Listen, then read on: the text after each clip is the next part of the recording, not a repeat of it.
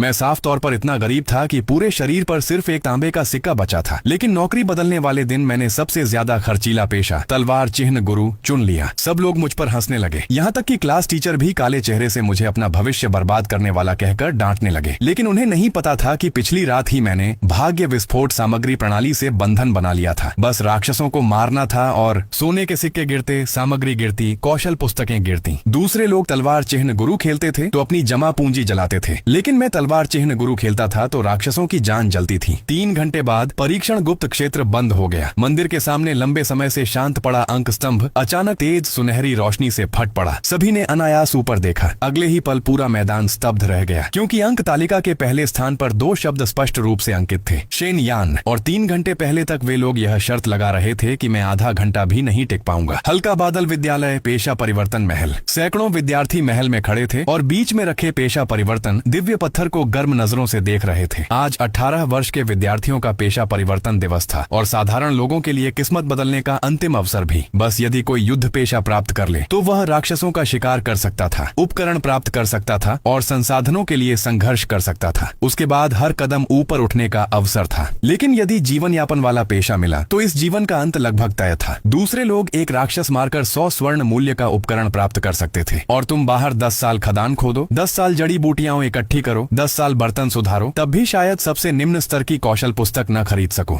युद्ध पेशे वाले लोग मांस खाते थे, जीवन पेशे वाले लोग सूप पीते थे और साधारण लोगों के पास तो कटोरा भी नहीं था। मैं शेन यान वही व्यक्ति था जिसके पास कटोरा भी लगभग नहीं बचा था। इसलिए सबको लगता था कि आज मुझे सबसे अधिक प्रार्थना किसी स्थिर जीवन पेशे के लिए करनी चाहिए। कम से कम जीवित तो रहूंगा। लेकिन उन्हें नहीं पता था कि जिस क्षण मैंने पेशा परिवर्तन महल में कदम रखा था, मेरी इच्छा सिर्फ जीवित रहने की नहीं थी, मैं पलटवार चाहता था। अगला शेन यान महल एकदम शांत हो गया। फिर फुसफुसाहटें शुरू हुई। उसकी बारी आ गई। हमारे विद्यालय का सबसे गरीब लड़का, सुना है कल भी वह पुस्तकालय में नकल लिख रहा था। पूरे दिन में सिर्फ 15 तांबे के सिक्के मिले। 15 तांबे के सिक्के, उससे तो एक कटोरी पतला चावल का दलिया भी नहीं मिलेगा। उस जैसे परिवार वाले को खनिक बनना चाहिए, कम से कम पेट भर जाएगा। मैंने नीचे देखा, फीके पड़े कपड़े, बाहों पर पैबंद, जूतों के तले लगभग घिस चुके थे। पूरे शरीर पर सबसे मूल्यवान वस्तु सिर्फ मेरी हथेली में रखा वह एक तांबे का सिक्का था। वही पेशा परिवर्तन दिव्य पत्थर को सक्रिय करने का शुल्क था और वही पिछले आधे महीने की मेरी सारी बचत थी। उसे बचाने के लिए मैंने 15 दिन तक पुस्तकालय में नकल लिखी। 3 बार उंगलियां छिल गईं। कल रात आधी रात तक भूखा रहा, लेकिन एक कटोरी दलिया भी खरीदने की हिम्मत नहीं की। मैं दिव्य पत्थर के सामने पहुंचा और तांबे का सिक्का उसमें रख दिया। रोशनी, दिव्य पत्थर चमक उठा। मेरी आंखों के सामने कई पेशों के विकल्प प्रकट हुए। जीवन पेशे, खनिक, जड़ी बूटी संग्राहक, औषधि किसान, मरम्मतकार, कसाई। साधारण युद्ध पेशे, तलवारबाज, धनुर्धर, ढाल योद्धा, जादूगर। विशेष पेशा, तलवार चिह्न गुरु।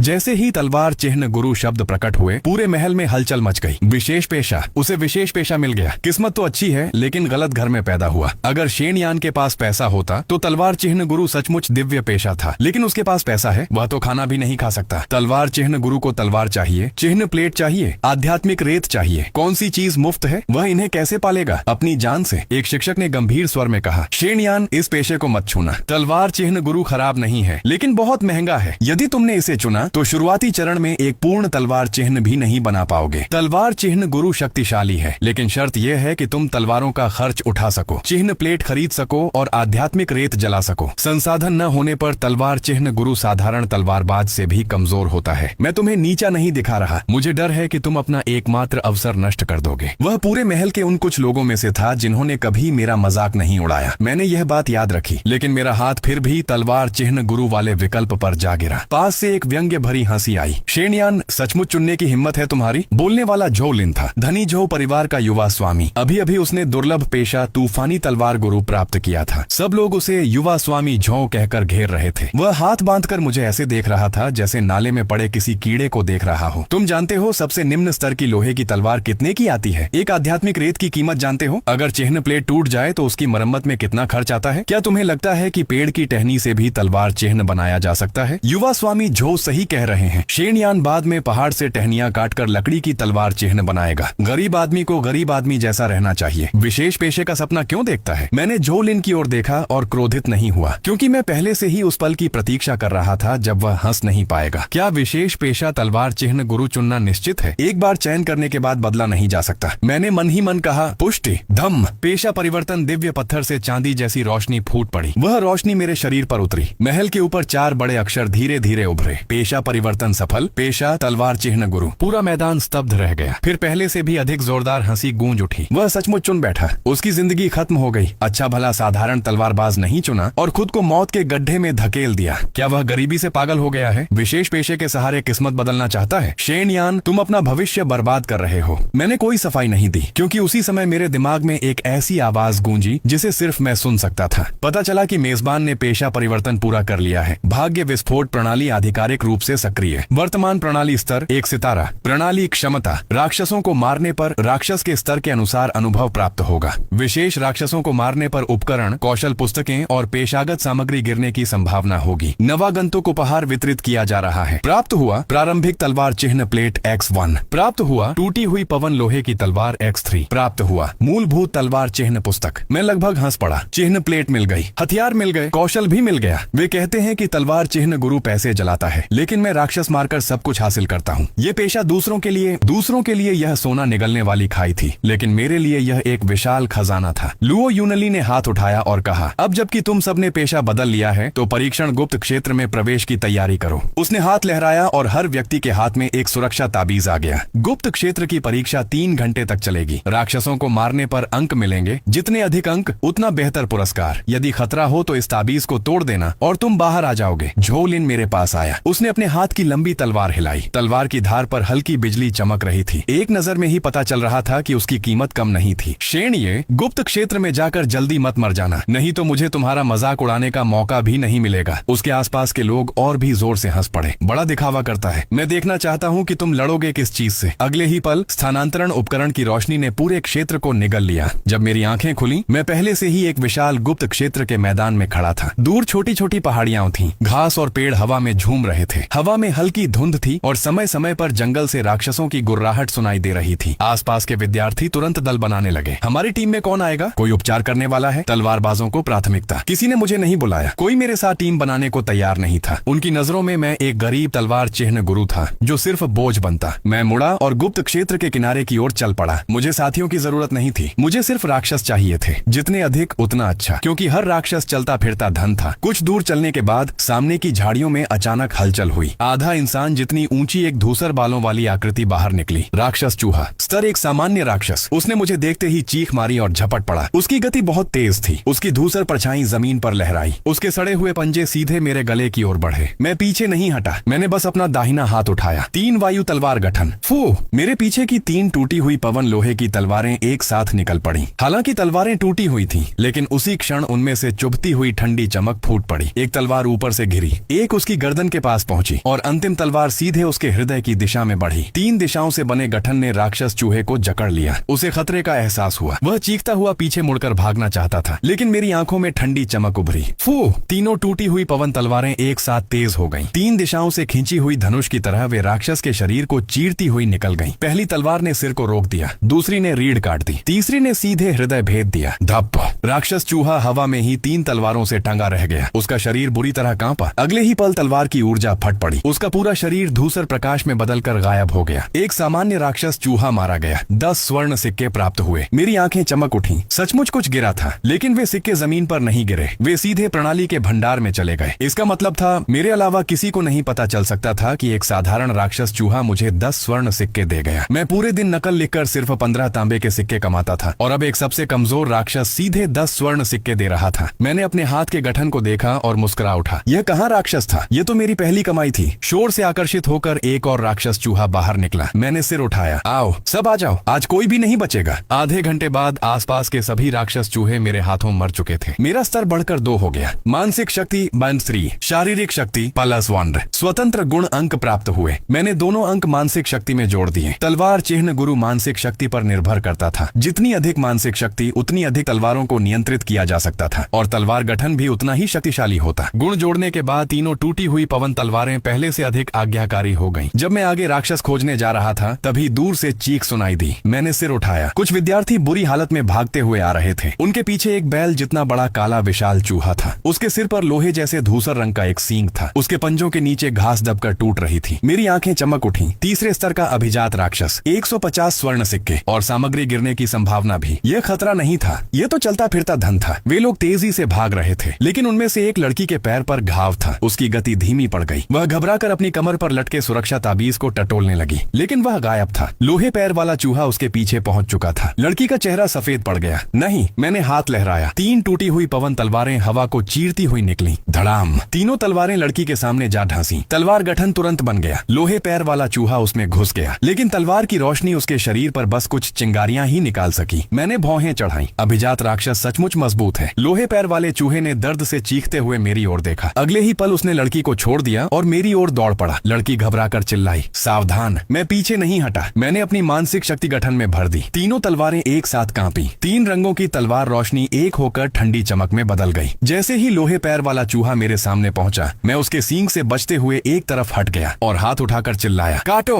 ठंडी रोशनी बिजली की तरह निकली। छर्र। लोहे पैर वाले चूहे की एक आंख फट गई। वह दर्द से चीखता हुआ लुढ़क गया। मैंने उसे पलटवार का मौका नहीं दिया। 3 लगातार प्रहार। Swish swish swish. 3 तलवारों की रोशनी लगातार गिरी। अंतिम वार ने उसकी गर्दन काट दी। धड़ाम, उसका विशाल शरीर जमीन पर गिर पड़ा। धरती हल्के से कांप उठी। आसपास की घास हवा के दबाव से झुक गई। उसका लोहे जैसा धूसर सींग अभी भी जमीन में ढंसा हुआ था और ठंडी चमक दे रहा था। अगले ही पल उसके शरीर से धूसर प्रकाश निकलने लगा। प्रकाश के गायब होते ही जमीन पर सिर्फ वही पूरा धूसर सींग बचा। उसी समय केवल मुझे दिखाई देने वाली प्रणाली की सूचना सामने आई। मेजबान ने स्तर 3 के अभिजात राक्षस लोहे पैर चूहे को मार दिया। 150 स्वर्ण सिक्के प्राप्त हुए। सामग्री गिरने का पता चला। लोहे पैर चूहे का सींग X1 प्राप्त हुआ। कुल स्वर्ण सिक्के 470। मैं झुककर उस सींग को प्रणाली के भंडार में रख लिया। जहां तक 150 स्वर्ण सिक्कों का सवाल था, वे पहले ही चुपचाप प्रणाली के भंडार में समा चुके थे। मेरे हाथ का गठन अभी भी गर्म था। तीनों टूटी हुई पवन तलवारें मेरे आसपास घूम रही थीं। उनकी धार पर अभी भी लोहे पैर चूहे का धूसर खून लगा था। वे अब भी टूटी हुई लग रही थीं, लेकिन अब वे मुझे पहले से कहीं अधिक अच्छी लग रही थीं, क्योंकि उन्होंने अभी अभी मेरे लिए 150 स्वर्ण सिक्के कमाए थे। जिस लड़की को मैंने बचाया था, वह अभी भी जमीन पर बैठी थी। उसका चेहरा पीला था। दाहिने पैर पर लोहे पैर चूहे ने गहरा घाव कर दिया था। खून उसकी पिंडली से नीचे बह रहा था, लेकिन जैसे वह दर्द भूल गई हो। वह मुझे खाली नजरों से देख रही थी। क्या तुम सचमुच तलवार चिन्ह गुरु हो? मैंने उसकी ओर देखा। क्या पेशा परिवर्तन का दिव्य पत्थर झूठ बोलता है? लड़की ने मुंह खोला, फिर बंद कर लिया। कुछ क्षण तक वह कुछ कह नहीं सकी। उसका नाम शू छिंगहे था। मुझे याद था। वह विद्यालय में ज्यादा बात नहीं करती थी। उसके परिवार की हालत भी बहुत अच्छी नहीं थी। अभी अभी उसने लकड़ी आत्मा वृक्ष योद्धा का पेशा प्राप्त किया था। लकड़ी आत्मा वृक्ष योद्धा शुरुआती चरण में उसकी युद्ध क्षमता सामान्य थी, लेकिन उसके पास उपचार और सहायता की क्षमता थी, इसलिए उसे एक अच्छा पेशा माना जाता था। शू छिंगहे ने सिर झुका लिया। उसने अपनी कमर से पत्ते के आकार का एक लकड़ी का ताबीज निकाला और घाव पर चिपका दिया। हरी रोशनी चमकी और धीरे धीरे खून बहना बंद हो गया। उसने होंठ काटते हुए धीमे स्वर में कहा, धन्यवाद। मैंने सिर हिलाया। जरूरत नहीं, मैं सच कह रहा था। यह लोहे पैर वाला चूहा मूल रूप से एक अभिजात राक्षस था। अगर मैं उसे न भी बचाता, तब भी मैं उस राक्षस को नहीं छोड़ता। लेकिन यह बात कहने की कोई जरूरत नहीं थी। उसी समय जंगल के भीतर से कदमों की आवाज आने लगी। एक नहीं, कई लोग आ रहे थे। कदमों की आवाज पास आती गई और साथ में हंसी भी सुनाई दी। शू छिंगहे का चेहरा बदल गया। मैंने सिर उठाकर देखा। हल्की बिजली की चमक घूम रही थी। मेरी 3 जर्जर पवन लोहे की तलवारों की तुलना में उसकी तलवार सचमुच एक खजाने जैसी लग रही थी। झोलिन के पीछे कई विद्यार्थी भी थे। एक ढालधारी, 2 तलवारबाज, एक वृक्ष जादूगर और एक उपचार प्रशिक्षु। उनके शरीर पर ज्यादा घाव नहीं थे। स्पष्ट था कि उन्होंने लोहे पैर वाले चूहे से सीधे लड़ाई नहीं की थी। झोलिन ने पहले जमीन पर अभी तक पूरी तरह गायब न हुई धूसर रोशनी को देखा। फिर उसने मेरे पास घूम रही 3 टूटी हुई पवन लोहे की तलवारों को देखा। अंत में उसकी नजर उस जगह पर रुकी जहां मैंने अभी अभी लोहे पैर वाले चूहे का सींग रखा था। उसके चेहरे की मुस्कान धीरे धीरे गायब हो गई। शेन, यह लोहे पैर वाला चूहा तुमने मारा? मैंने हाथ झाड़े। नहीं तो क्या वह खुद मर गया? झोलिन की आंखें सिकुड़ गईं। एक व्यक्ति चिल्लाया, शेन,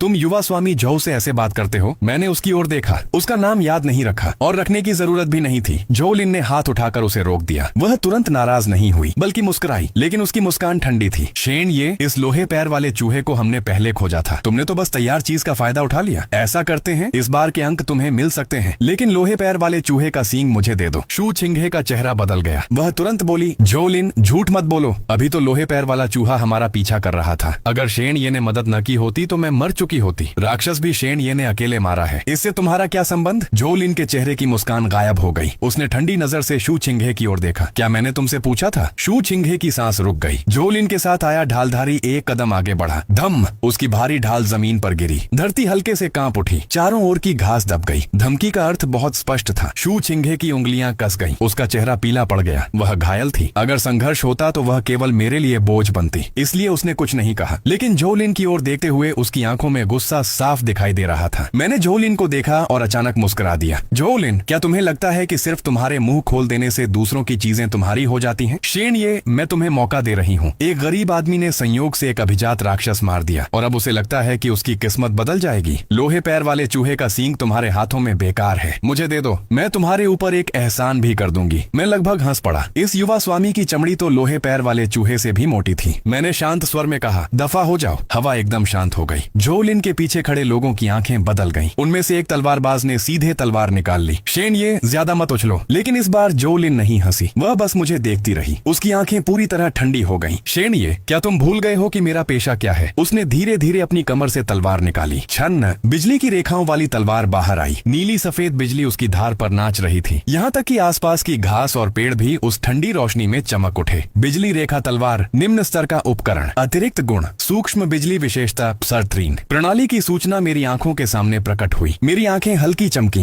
अच्छी चीज, कम से कम मेरी 3 टूटी हुई पवन तलवारों से कहीं बेहतर। झोलिन ने देखा कि मैं उसकी तलवार को घूर रहा हूँ। उसे लगा मैं डर गया हूँ। उसके होंठ ऊपर उठे। देखा, इसे तलवार कहते हैं। तुम्हारे पास जो 3 टूटे लोहे के टुकड़े हैं उन्हें नहीं। आसपास के लोग भी हंसने लगे। युवा स्वामी झो की यह बिजली रेखा तलवार कम से कम 300 स्वर्ण सिक्कों की है। 300, क्या तुम खरीद सकते हो? शेन ये की 3 टूटे तलवारें मिलकर भी 3 चांदी के सिक्कों की नहीं होंगी। तलवार चिन्ह गुरु के पास अच्छी तलवार न हो तो वह कचरा है। मैंने कोई जवाब नहीं दिया क्योंकि वे गलत नहीं थे। अच्छी तलवारों के बिना तलवार चिन्ह गुरु वास्तव में कमजोर होता है। लेकिन वे एक बात भूल गए थे, मैं सिर्फ तलवार नहीं देखता, मैं इंसानों को भी देखता हूँ। मैंने हाथ उठाया। तीनों टूटी हुई पवन तलवारें धीरे धीरे ऊपर उठी। जंग लगी हुई, धार टूटी हुई, इतनी दयनीय कि देखने वाले को दया आ जाए। लेकिन शू छिंघे की आंखें बदल गईं क्योंकि उसने अपनी आंखों से देखा था कि इन्हीं 3 टूटी हुई तलवारों ने लोहे पैर वाले चूहे को मारा था। लेकिन झोलिन ने तिरस्कार से हंसते हुए कहा, क्या तुम सचमुच मुझसे लड़ना चाहते हो? मैंने उसकी ओर देखा। तुम ही तो छीनना चाहती थी। अगर ताकत है तो आओ।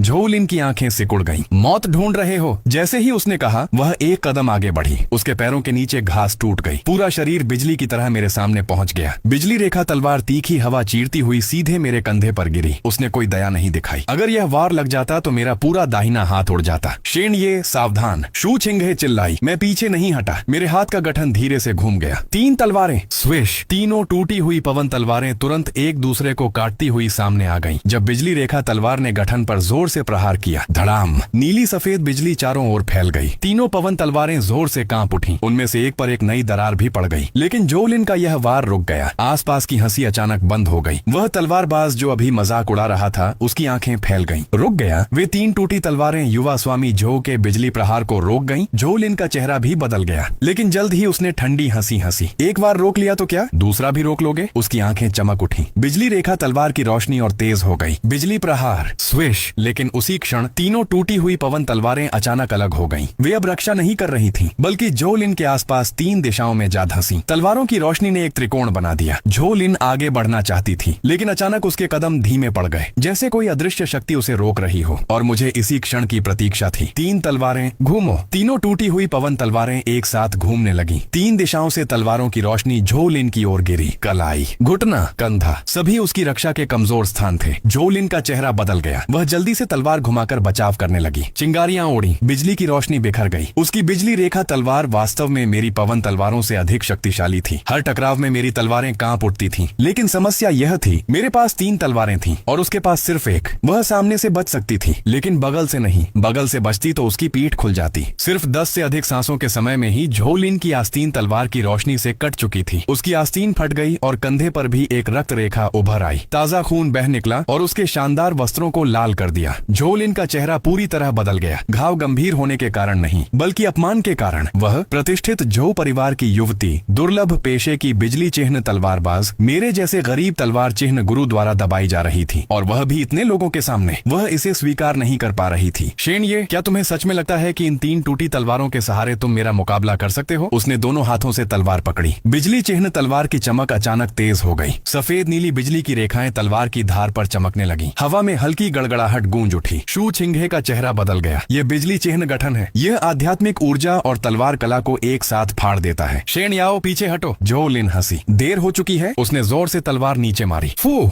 बिजली के गुण वाली एक तरंग तलवार की नोक से फैल गई। मेरी तीनों टूटी हुई पवन तलवारें एक साथ बुरी तरह कांप उठी। तलवार गठन की रोशनी टूटने लगी। अगले ही क्षण तीनों तलवारें जबरदस्ती उछल गईं। उनमें से एक पास के पेड़ में जा धंसी। तलवार कांप रही थी और बिजली की रेखाएं उसकी उसकी धार तक फैल चुकी थी। मेरा गठन टूट चुका था। जोलिन ने मौका पकड़ लिया और बिजली की तरह आगे बढ़ी। उसकी आंखें क्रोध से भरी थीं। खत्म हो गया। बिजली चिन्ह तलवार सीधा मेरी छाती की ओर आई। यह वार तेज और निर्दयी था। आसपास खड़े कई विद्यार्थियों के चेहरों पर खुशी झलक रही थी। शू चिंघे खड़े होने की कोशिश कर रही थी, लेकिन पैर के घाव के कारण फिर लड़खड़ा गई। लेकिन मैं घबराया नहीं, क्योंकि शुरू से ही मैं इसी पल का इंतजार कर रहा था। झोलिन को लगा कि मेरा गठन तोड़कर वह जीत चुकी है, लेकिन उसे नहीं पता था कि अभी अभी प्राप्त लोहे पैर वाले चूहे का सींग मेरे गठन को मजबूत करने के लिए बिल्कुल उपयुक्त था। मेरे मन में विचार आया। लोहे जैसा धूसर सींग तुरंत मेरे हाथ में प्रकट हुआ। प्रयोग योग्य गठन सामग्री का पता चला। लोहे पैर वाले चूहे का सींग। क्या इस सामग्री का उपयोग करके तीनों तलवार गठन को अस्थायी रूप से मजबूत किया जाए? मैंने मन ही मन कहा हाँ। अगले ही पल वह सींग धूसर प्रकाश में बदलकर गठन में समा गया। जो गठन पहले मध्यम था वह अचानक चमक उठा। उछल चुकी तीनों पवन तलवारों से एक साथ चमकदार प्रकाश फूटा। उनकी धार पर लोहे जैसी धूसर चमक उभर आई। यहाँ तक कि जो दरार लगभग टूटने वाली थी वह भी किसी तरह स्थिर हो गई। तीन तलवार गठन अस्थायी रूप से सुदृढ़ हुआ। अतिरिक्त प्रभाव, भारी प्रहार। झोलिन की तलवार मेरी छाती से 3 फुट से भी कम दूर थी। जब उसने गठन को चमकते देखा तो उसकी आंखों में डर उभरा। बुरा हुआ, लेकिन अब बहुत देर हो चुकी थी। मैंने हाथ नीचे किया। तलवार की रोशनी बिजली चिन्ह तलवार से टकराई। इस बार चिंगारियां नहीं निकली, सिर्फ एक साफ टूटने की आवाज सुनाई दी। टक। झोलिन के हाथ की बिजली चिन्ह तलवार टूट गई। उसका चेहरा तुरंत पीला पड़ गया। असंभव, मेरी बिजली चिन्ह तलवार। मैंने कोई उत्तर नहीं दिया। गिरो। लोहे जैसी धूसर तलवार की रोशनी नीचे गिरी। झोलिन का पूरा शरीर पीछे उड़ गया और जोर से जमीन पर गिरा। घास और धूल हवा में उड़ गई। उसका पहले का साफ और शानदार वस्त्र तुरंत अस्त व्यस्त हो गया। बिजली चिन्ह तलवार उसके हाथ से छूटकर दूर जा गिरी। तलवार की धार पर एक लंबी दरार फैल चुकी थी। पूरा मैदान स्तब्ध हो गया। जो लोग अभी तक मेरा मजाक उड़ा रहे थे, मानो किसी ने उनका गला दबा दिया हो। एक शब्द भी नहीं निकल पाया। शू चिंघे भी स्तब्ध रह गई। वह मुझे देख रही थी, फिर जमीन पर गिरी अस्त व्यस्त झोलिन को देख रही थी। कुछ क्षणों तक उसकी सांसें भी रुक गईं। वे विद्यार्थी जो अभी तक मेरा मजाक उड़ा रहे थे अब मुझे देखकर घबरा गए, क्योंकि जमीन पर पड़ी हुई थी झोलिन, छिंगान नगर के झो परिवार की युवती, दुर्लभ बिजली चिन्ह तलवारबाज, वही जो अभी कुछ देर पहले मुझसे लोहे पैर वाले चूहे का सींग मांग रही थी। लेकिन अब उसकी तलवार टूट चुकी थी और वह स्वयं भी गिर चुकी थी, जबकि मेरे आसपास अभी भी केवल वे 3 तलवारें घूम रही थीं, जिन्हें वे लोग बेकार लोहे के टुकड़े कहते थे। एक प्रतिष्ठित युवती, उनके शब्दों में एक गरीब तलवार चिन्ह गुरु से हार गई थी। मैं आगे बढ़ा, झुककर टूटी हुई बिजली चिन्ह तलवार उठा ली। अभी भी ठीक ठाक है। झोलिन का चेहरा बदल गया। वह उठने की कोशिश करते हुए चिल्लाई, शेन ये, तुम मेरी तलवार को छूने की हिम्मत कैसे कर सकते हो? मैंने उसकी ओर देखा। अभी तो तुम मेरा सामान छीनना चाहती थी, अब मैं थोड़ा ब्याज ले रहा हूँ। ये हमारे झो परिवार की चीज है। अगर तुमने इसे लिया तो झो परिवार तुम्हें नहीं छोड़ेगा। मैंने शांत स्वर में कहा, झोलिन, यह परीक्षण गुप्त क्षेत्र है। नियम साफ लिखे हैं। जो लड़ाई में जीतेगा वही सब ले जाएगा। अगर तुम मुझसे छीन नहीं सकी तो सामान खोने के लिए खुद को दोष दो।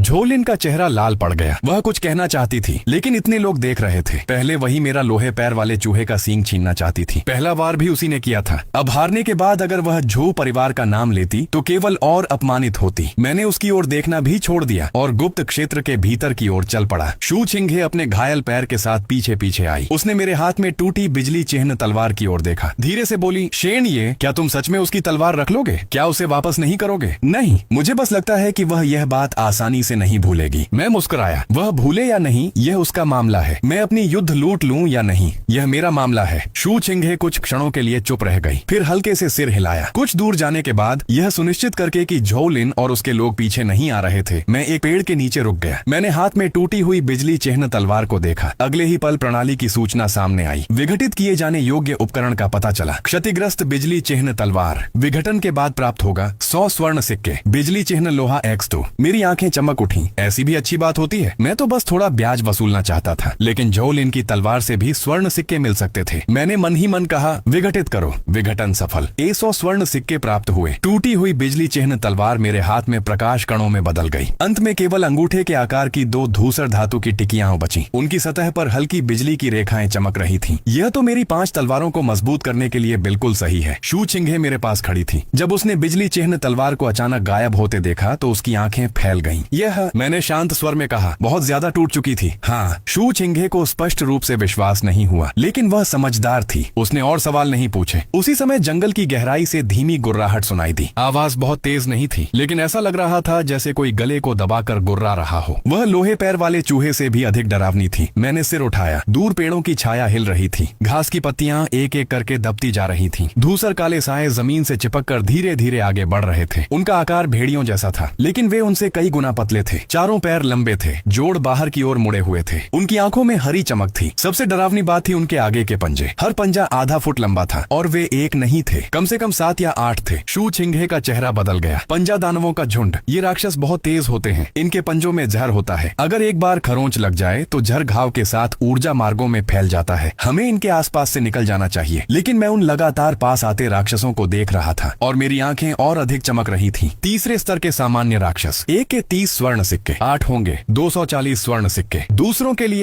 के लिए यह एक राक्षसी झुंड था, लेकिन मेरे लिए ये तो स्वर्ण सिक्के थे जो खुद कतार लगाकर मेरे पास चले आ रहे थे। मैं पीछे नहीं हटा। इसके बजाय मैंने तीनों टूटी हुई पवन तलवारें निकाल ली। फिर मैंने अभी अभी बिजली चिन्ह तलवार को विघटित करके प्राप्त किए गए 2 बिजली चिन्ह लोहे के टुकड़ों को अपनी हथेली में पकड़ लिया। तुरंत प्रणाली की सूचना गूंज उठी। मजबूत करने योग्य सामग्री का पता चला। बिजली चिन्ह लोहा X2। क्या बिजली चिन्ह लोहा X2 खर्च करके 2 टूटी हुई पवन तलवारों को मजबूत किया जाए? मैंने बिना किसी झिझक के मन ही मन कहा हाँ। अगले ही पल 2 बिजली चिन्ह लोहे के टुकड़े नीले धूसर प्रकाश में बदलकर 2 तलवारों में समा गए। टन। तलवारों ने हल्की ध्वनि की। पहले जंग और दरारों से भरी हुई तलवारों की धार धीरे धीरे अपनी काली परत खोने लगी। दरारों को बिजली चिन्ह लोहे ने भर दिया। तलवारों की धार पर 2 पतली नीली बिजली की रेखाएं उभर आईं। हालांकि वे अभी भी वास्तविक उत्कृष्ट तलवारें नहीं थीं, लेकिन उनकी स्थिति पहले की टूटी फूटी अवस्था से कहीं अधिक शक्तिशाली हो चुकी थी। सुदृढ़ीकरण सफल। टूटी हुई अवशिष्ट बिजली लोहे की तलवार X2। शू छिंघे कुछ कहना चाहती थी। शायद वह पूछना चाहती थी कि अभी तक टूटी हुई पवन तलवारें अचानक ऐसी कैसे बन गईं, लेकिन वह कुछ नहीं बोली। उसे आखिरकार समझ में आ गया। झोउ लिन की बिजली चिन्ह तलवार का टूटना व्यर्थ नहीं गया था। उसने सिर्फ एक तलवार नहीं खोई थी, बल्कि उसने अपने हाथों से मुझे और मजबूत बना दिया था। मैंने हाथ उठाया। 2 अवशिष्ट बिजली लोहे की तलवारें मेरे बाईं ओर तैरने लगीं। उनकी धार पर बिजली की रेखाएं चमक रही थीं और हल्की गर्मी निकल रही थी। बाकी बची एक पवन तलवार मेरे दाईं ओर तैर रही थी। गठन मेरी हथेली में धीरे धीरे घूम रहा था। जंगल में पंजा दानवों का झुंड पूरी तरह हमें घेर चुका था। उन्होंने तुरंत हमला नहीं किया। वे नीचे झुककर हमारे चारों ओर चक्कर काटने लगे। उनकी हरी आंखें मुझे और शू छिंघे को घूर रही थीं। उनके गले से लगातार धीमी गुर्राहट निकल रही थी। उनमें से एक पंजा दानव ने अपना पंजा उठाकर पास की जड़ पर हल्का प्रहार किया। छन्न। पेड़ की जड़ पर तुरंत 3 काले पंजों के निशान उभर आए। शू छिंघे ने अपनी लकड़ी की छड़ी कसकर पकड़ ली। शेन, ये सच में नहीं भागेंगे? मैंने उन पंजा दानवों की ओर देखा और मुस्कुराया।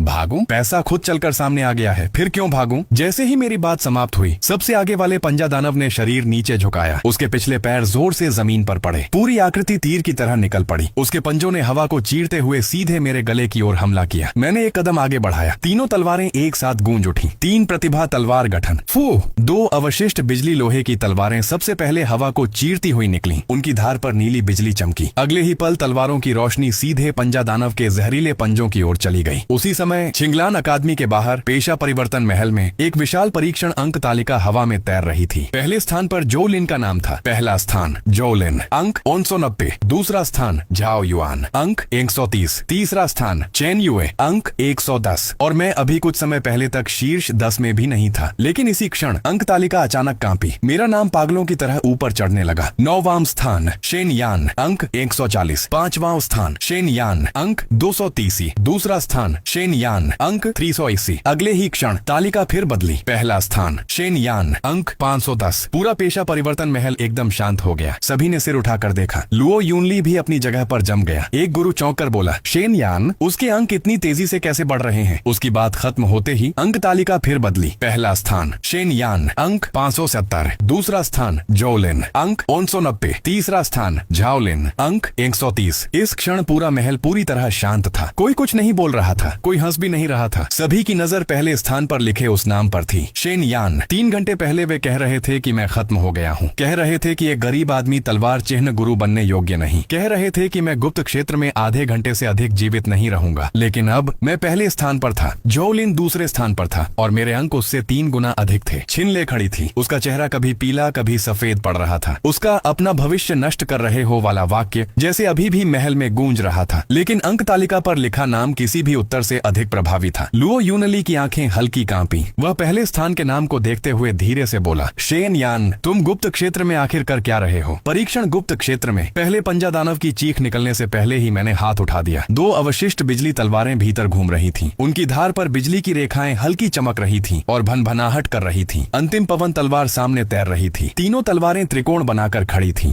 गठन मेरी हथेली में तेजी से घूम रहा था। हरी आंखों वाला पंजा दानव मुझे घूर रहा था। वह झाड़ियों से बाहर निकलते ही अपने पीछे की पत्तियों को काटता हुआ आया। कुछ गिरी हुई पत्तियां जमीन पर पहुंचने से पहले ही काली पड़कर मुड़ गईं। शू चिंघे का चेहरा सफेद पड़ गया। शेन ये सावधान, पंजा दानव का जहर घाव से ऊर्जा मार्गों में घुस जाता है। मैंने सिर हिलाया। अगले ही पल पंजा दानव नीचे झुका और जमीन से चिपक कर मेरी ओर झपटा। मैं पीछे नहीं हटा। मेरी हथेली में गठन घूम गया। 3 प्रतिभाएं। फू! तीनों तलवारें एक साथ निकल पड़ी। 2 अवशिष्ट बिजली तलवारें सबसे पहले निकली, एक बाईं ओर एक दाईं ओर। उनकी धार पर बिजली चमकी। वे सीधे पंजा दानव के अगले जोड़ों की ओर काटने लगी। छन्न! 2 तलवारों की रोशनी एक दूसरे को काटती हुई गुजरी। पंजा दानव के दोनों जहरीले पंजे उसी समय उड़ गए। गहरे हरे रंग का रक्त घास पर बिखर गया। घास तुरंत काली पड़कर सिकुड़ गई। शू चिंघे की आंखें फैल गईं। कितना भयानक जहर! मेरी आंखें सिकुड़ गईं। अच्छा हुआ कि उसे पास नहीं आने दिया। अगर उसने मुझे हल्का भी खरोंच दिया होता तो बड़ी समस्या हो जाती। पंजे खो देने के बावजूद वह अपनी गति के बल पर मेरी ओर झपटा। उसने मुंह खोला और कान फाड़ने वाली चीख निकाली। मैंने उंगली हल्की सी हिलाई। अंतिम पवन तलवार ऊपर उठी। छन्न! तलवार की रोशनी सीधी नीचे गिरी। वह सीधे पंजा दानव के सिर में घुस गई। उसकी चीख अचानक रुक गई। उसका विशाल शरीर मेरे सामने जोर से गिर पड़ा। फिर वह धूसर प्रकाश में बदलकर गायब हो गया। स्तर 3 सामान्य राक्षस पंजा दानव को मार दिया गया। 30 स्वर्ण सिक्के प्राप्त हुए।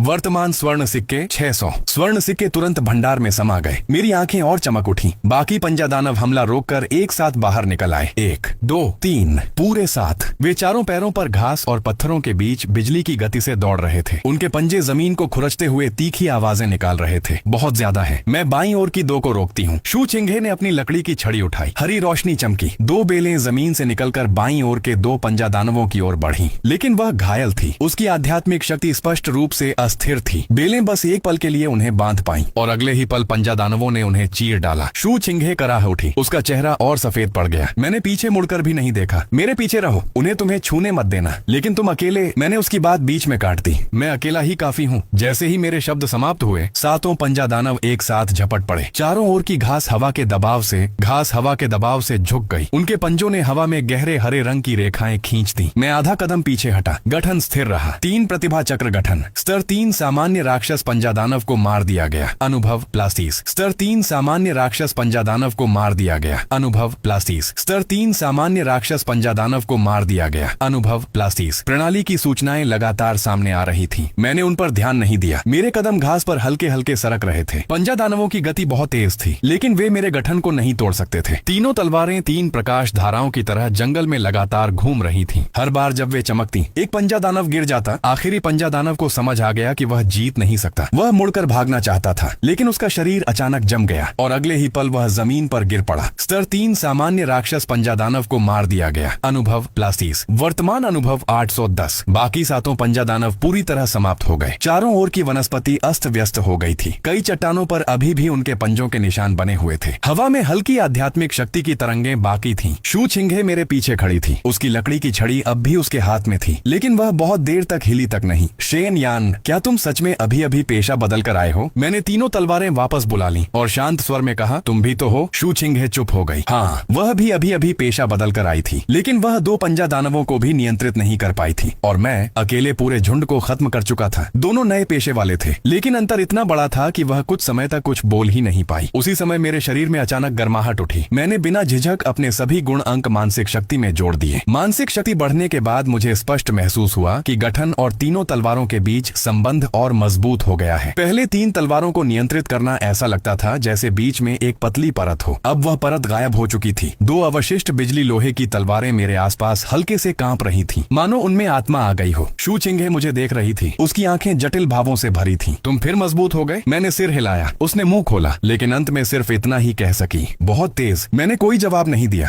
क्योंकि मेरा ध्यान पहले ही प्रणाली बाजार पर जा चुका था। तीसरे स्तर पर पहुंचने के बाद बाजार में नई चीजें खुल गई थी। एक सितारा प्रणाली बाजार। प्रारंभिक लोहे की तलवार 50 स्वर्ण सिक्के। निम्न स्तर की लोहे की आध्यात्मिक रेत 100 स्वर्ण सिक्के। साधारण गठन उपकरण 200 स्वर्ण सिक्के। निम्न स्तर का तलवार गठन कोर 500 स्वर्ण सिक्के। यादृच्छिक कौशल अवशेष 1000 स्वर्ण सिक्के। मैं इन वस्तुओं को देखकर गहरी सांस लेने लगा। तलवार चिन्ह गुरु को सबसे अधिक किस चीज की आवश्यकता होती है? धन। लेकिन अब एक चक्र बन चुका था। राक्षस मारो, धन पाओ। तलवार खरीदो और भी मजबूत गठन बनाओ, फिर और शक्तिशाली राक्षसों को मारो। मैं जितना मारूंगा उतना ही अमीर होता जाऊंगा और उतना ही शक्तिशाली भी। मैंने सीधे 2 प्रारंभिक लोहे की तलवारें खरीदी और एक निम्न स्तर की लोहे की आध्यात्मिक रेत भी खरीदी। 2 नई तलवारें मेरे हाथ में प्रकट हुई। हालांकि वे उच्च स्तर की नहीं थी, लेकिन वे टूटी हुई पवन तलवारों से कहीं बेहतर थीं। मैंने दोनों दोनों प्रारंभिक तलवारों को प्रणाली भंडार में रख दिया और लोहे की आध्यात्मिक रेत भी सुरक्षित रख ली। अब मेरे पास कुल 5 उपयोग योग्य तलवारें थीं। हालांकि मैं अभी पूरी तरह केवल 3 तलवारों को नियंत्रित कर सकता था, लेकिन 5 तलवारों के गठन की नींव तैयार हो चुकी थी। उसी समय दूर से भागते कदमों की आवाज आई। शू चिंघे ने भौहें सिकोड़ ली। कोई आ रहा है। पेड़ों की छाया हिली। कुछ विद्यार्थी घबराए हुए भागते हुए बाहर आए। जब उन्होंने चारों ओर बिखरे हुए पंजा दानवों के शव देखे तो उनके चेहरे बदल गए। यहाँ क्या हुआ? पंजा दानवों का झुंड कहाँ गया? अभी तो एक पूरा झुंड इसी दिशा में आया था। उनमें से एक ने मुझे पहचान लिया। उसकी आंखें फैल गईं। अरे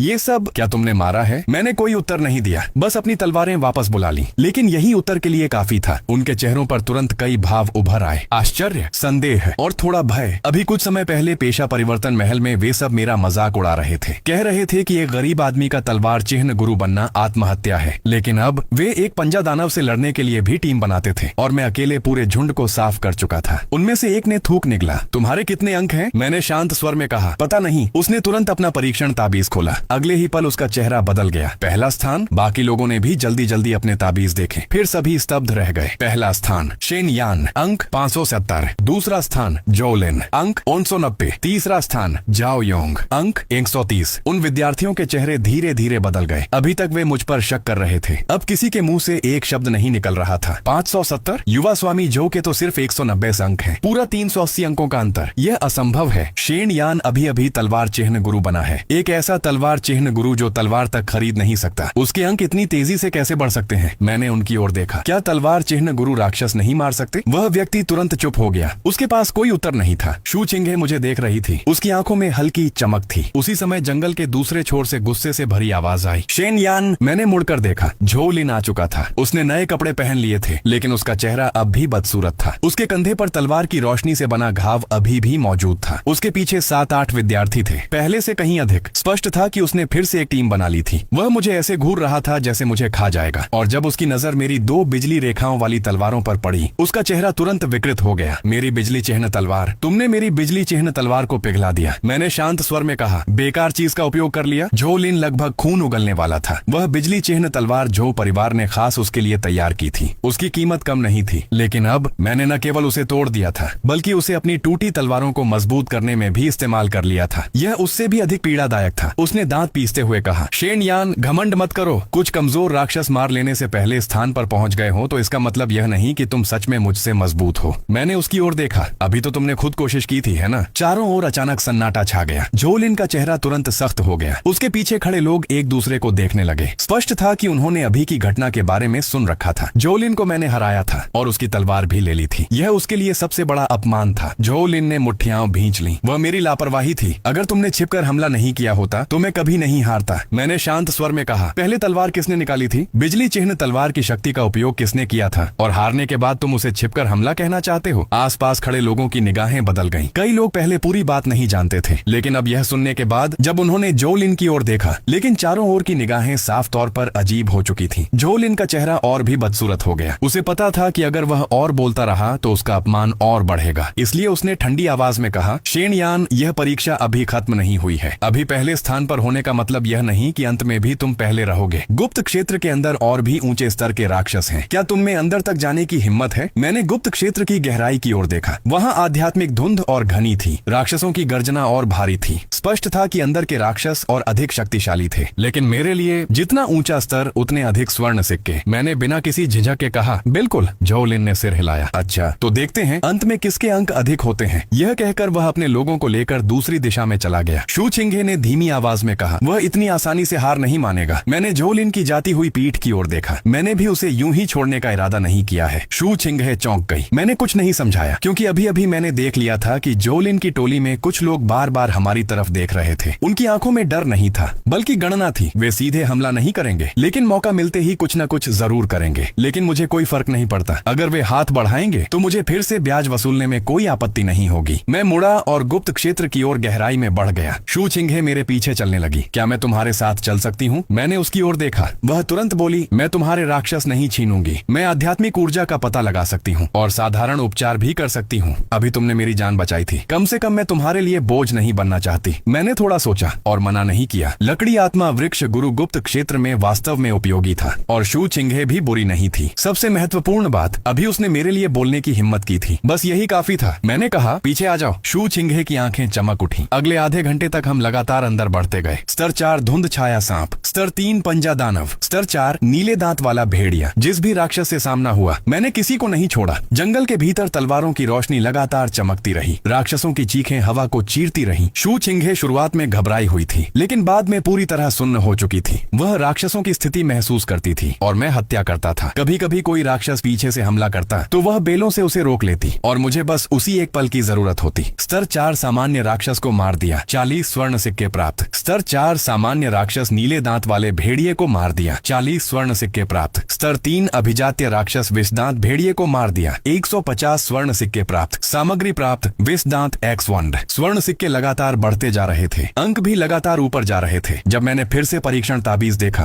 तो सूची बदल चुकी थी। पहला स्थान शेन यान, अंक 930। दूसरा स्थान जोलिन, अंक 361। तीसरा स्थान झाओ युआन, अंक 280। चौथा स्थान शू छिंघे, अंक 240। शू छिंघे सूची को देखती रह गई। वह लंबे समय तक स्तब्ध रही। मैं चौथे स्थान पर हूँ। पूरे रास्ते उसने मुश्किल से कोई राक्षस मारा था, लेकिन मेरी सहायता करने के कारण उसे सहायक अंक मिल रहे थे। मैंने शांत स्वर में कहा, आगे चलते रहो। पहले 3 स्थानों में पहुंचना भी असंभव नहीं है। हाँ, लेकिन उसी समय दूर से अचानक एक ऐसी गर्जना गूंजी जिसने धरती और आकाश को हिला दिया। धड़ाम! पूरा जंगल कांप उठा। आसमान में उड़ते पक्षी भयभीत होकर उड़ गए और आसपास के सभी राक्षसों की आवाजें उसी क्षण शांत हो गईं। शू छिंघे का चेहरा बदल गया। ये आवाज, यह कोई सामान्य राक्षस नहीं है। मैंने ऊपर देखा। गुप्त क्षेत्र की गहराई में घाटी की दिशा में एक विशाल काली आकृति धीरे धीरे खड़ी हो रही थी। उसका शरीर बहुत ऊंचा था। पीठ पर 2 विशाल पंखों जैसी संरचनाएं फैली हुई थीं। अगले ही क्षण पूरा गुप्त क्षेत्र एक ठंडी सूचना से गूंज उठा। परीक्षण गुप्त क्षेत्र का प्रमुख राक्षस प्रकट हुआ। स्तर 5 प्रमुख राक्षस नीलकमल टिड्डी राजा। जो इसे मारेगा उसे भारी मात्रा में अंक प्राप्त होंगे। एक पल में सभी विद्यार्थियों के परीक्षण ताबीज चमक उठे। गुप्त क्षेत्र के हर कोने से नजरें उसी दिशा में उठ गईं। शू छिंघे की सांसें तेज हो गईं। प्रमुख राक्षस, मैंने उस विशाल छाया को देखा। मेरी आंखें धीरे धीरे चमकने लगीं। स्तर 5 का प्रमुख, 500 अंक और संभवतः कौशल पुस्तिका तथा उपकरण भी। यह कोई राक्षस नहीं था, यह तो चलता फिरता खजाना था। उसी समय दूर से झोलिन की उत्साहित आवाज गूंजी, सब लोग सुनो, नीलकमल टिड्डी राजा मेरा है। जो भी मेरे साथ मिलकर इस प्रमुख को गिराएगा, परीक्षा खत्म होने के बाद हर व्यक्ति को 50 स्वर्ण सिक्के मिलेंगे। 50 स्वर्ण सिक्कों का नाम सुनते ही कई विद्यार्थियों की आंखें चमक उठी। जल्द ही चारों ओर तेज कदमों की आवाजें सुनाई देने लगी। बड़ी संख्या में विद्यार्थी जोलिन की ओर इकट्ठे होने लगे। शू छिंघे ने मेरी ओर देखा। हम क्या करें? मैंने तुरंत जवाब नहीं दिया। मैं केवल उस दिशा को देखता रहा जहां नीलकमल टिड्डी राजा था। पत्थर, बड़े वृक्ष और एक प्राकृतिक गड्ढा। वह स्थान गठन बिछाने के लिए अत्यंत उपयुक्त था। मैं मुस्कुराया। उसे पहले लड़ने दो। क्यों? मैंने अभी खरीदी गई 2 प्रारंभिक लोहे की तलवारें निकाली। फिर निम्न स्तर की आध्यात्मिक रेत की थैली निकाली, क्योंकि कोई मेरे लिए प्रमुख राक्षस की ताकत जांचने को तैयार है। इतना अच्छा मौका मैं क्यों छोड़ूं? शू छिंघे ने मेरे हाथ की तलवारों और आध्यात्मिक रेत को देखा और अचानक सब समझ गई। इसके बाद हम नीलकमल टिड्डी राजा की दिशा में बढ़ने लगे और दूर झोलिन पहले ही 10 से अधिक विद्यार्थियों को लेकर घाटी में घुस चुका था। प्रमुख राक्षस के प्रकट होते ही पूरा परीक्षण गुप्त क्षेत्र बदल गया। पहले इधर उधर घूमने वाले सामान्य राक्षस जैसे किसी शक्ति से दब गए हों, वे सभी जंगल की गहराइयों में छिप गए। हवा भारी हो गई। पैरों के नीचे घास बिना हवा के हिलने लगी। घाटी के मध्य नीलकमल टिड्डी राजा धीरे धीरे बाहर निकला। उसकी ऊंचाई लगभग 3 झांग थी। पूरा शरीर गहरे नीले काले रंग का था। पीठ पर मोटे लोहे जैसे कवच की परतें थीं। उसके आगे के दोनों पंजे मुड़ी हुई दरांतियों जैसे थे। उनकी धारें ठंडी चमक बिखेर रही थीं। हर बार जब वे नीचे गिरते, जमीन पर गहरी खाई बन जाती। उसकी संयुक्त आंखें नीले और लाल रंग से चमक रही थीं। सिर्फ उसकी निगाह महसूस करके ही सिर की त्वचा सुन्न हो जाती थी। नीलकमल टिड्डी राजा, स्तर 5, स्थिति अभी उन्मत्त नहीं। शू छिंघे ने सिर्फ एक नजर डाली और उसका चेहरा सफेद पड़ गया। यह चीज, ऐसा नहीं लगता कि यह नए लोगों के गुप्त क्षेत्र का राक्षस है। मैंने सिर हिलाया। वास्तव में शक्तिशाली है, लेकिन जितना शक्तिशाली होगा उतना ही बेहतर सामान गिराएगा। दूर जोलिन पहले ही लोगों को लेकर हमला कर चुका था। इस बार उसके पास बहुत लोग थे। पूरे 17-18 विद्यार्थी, 3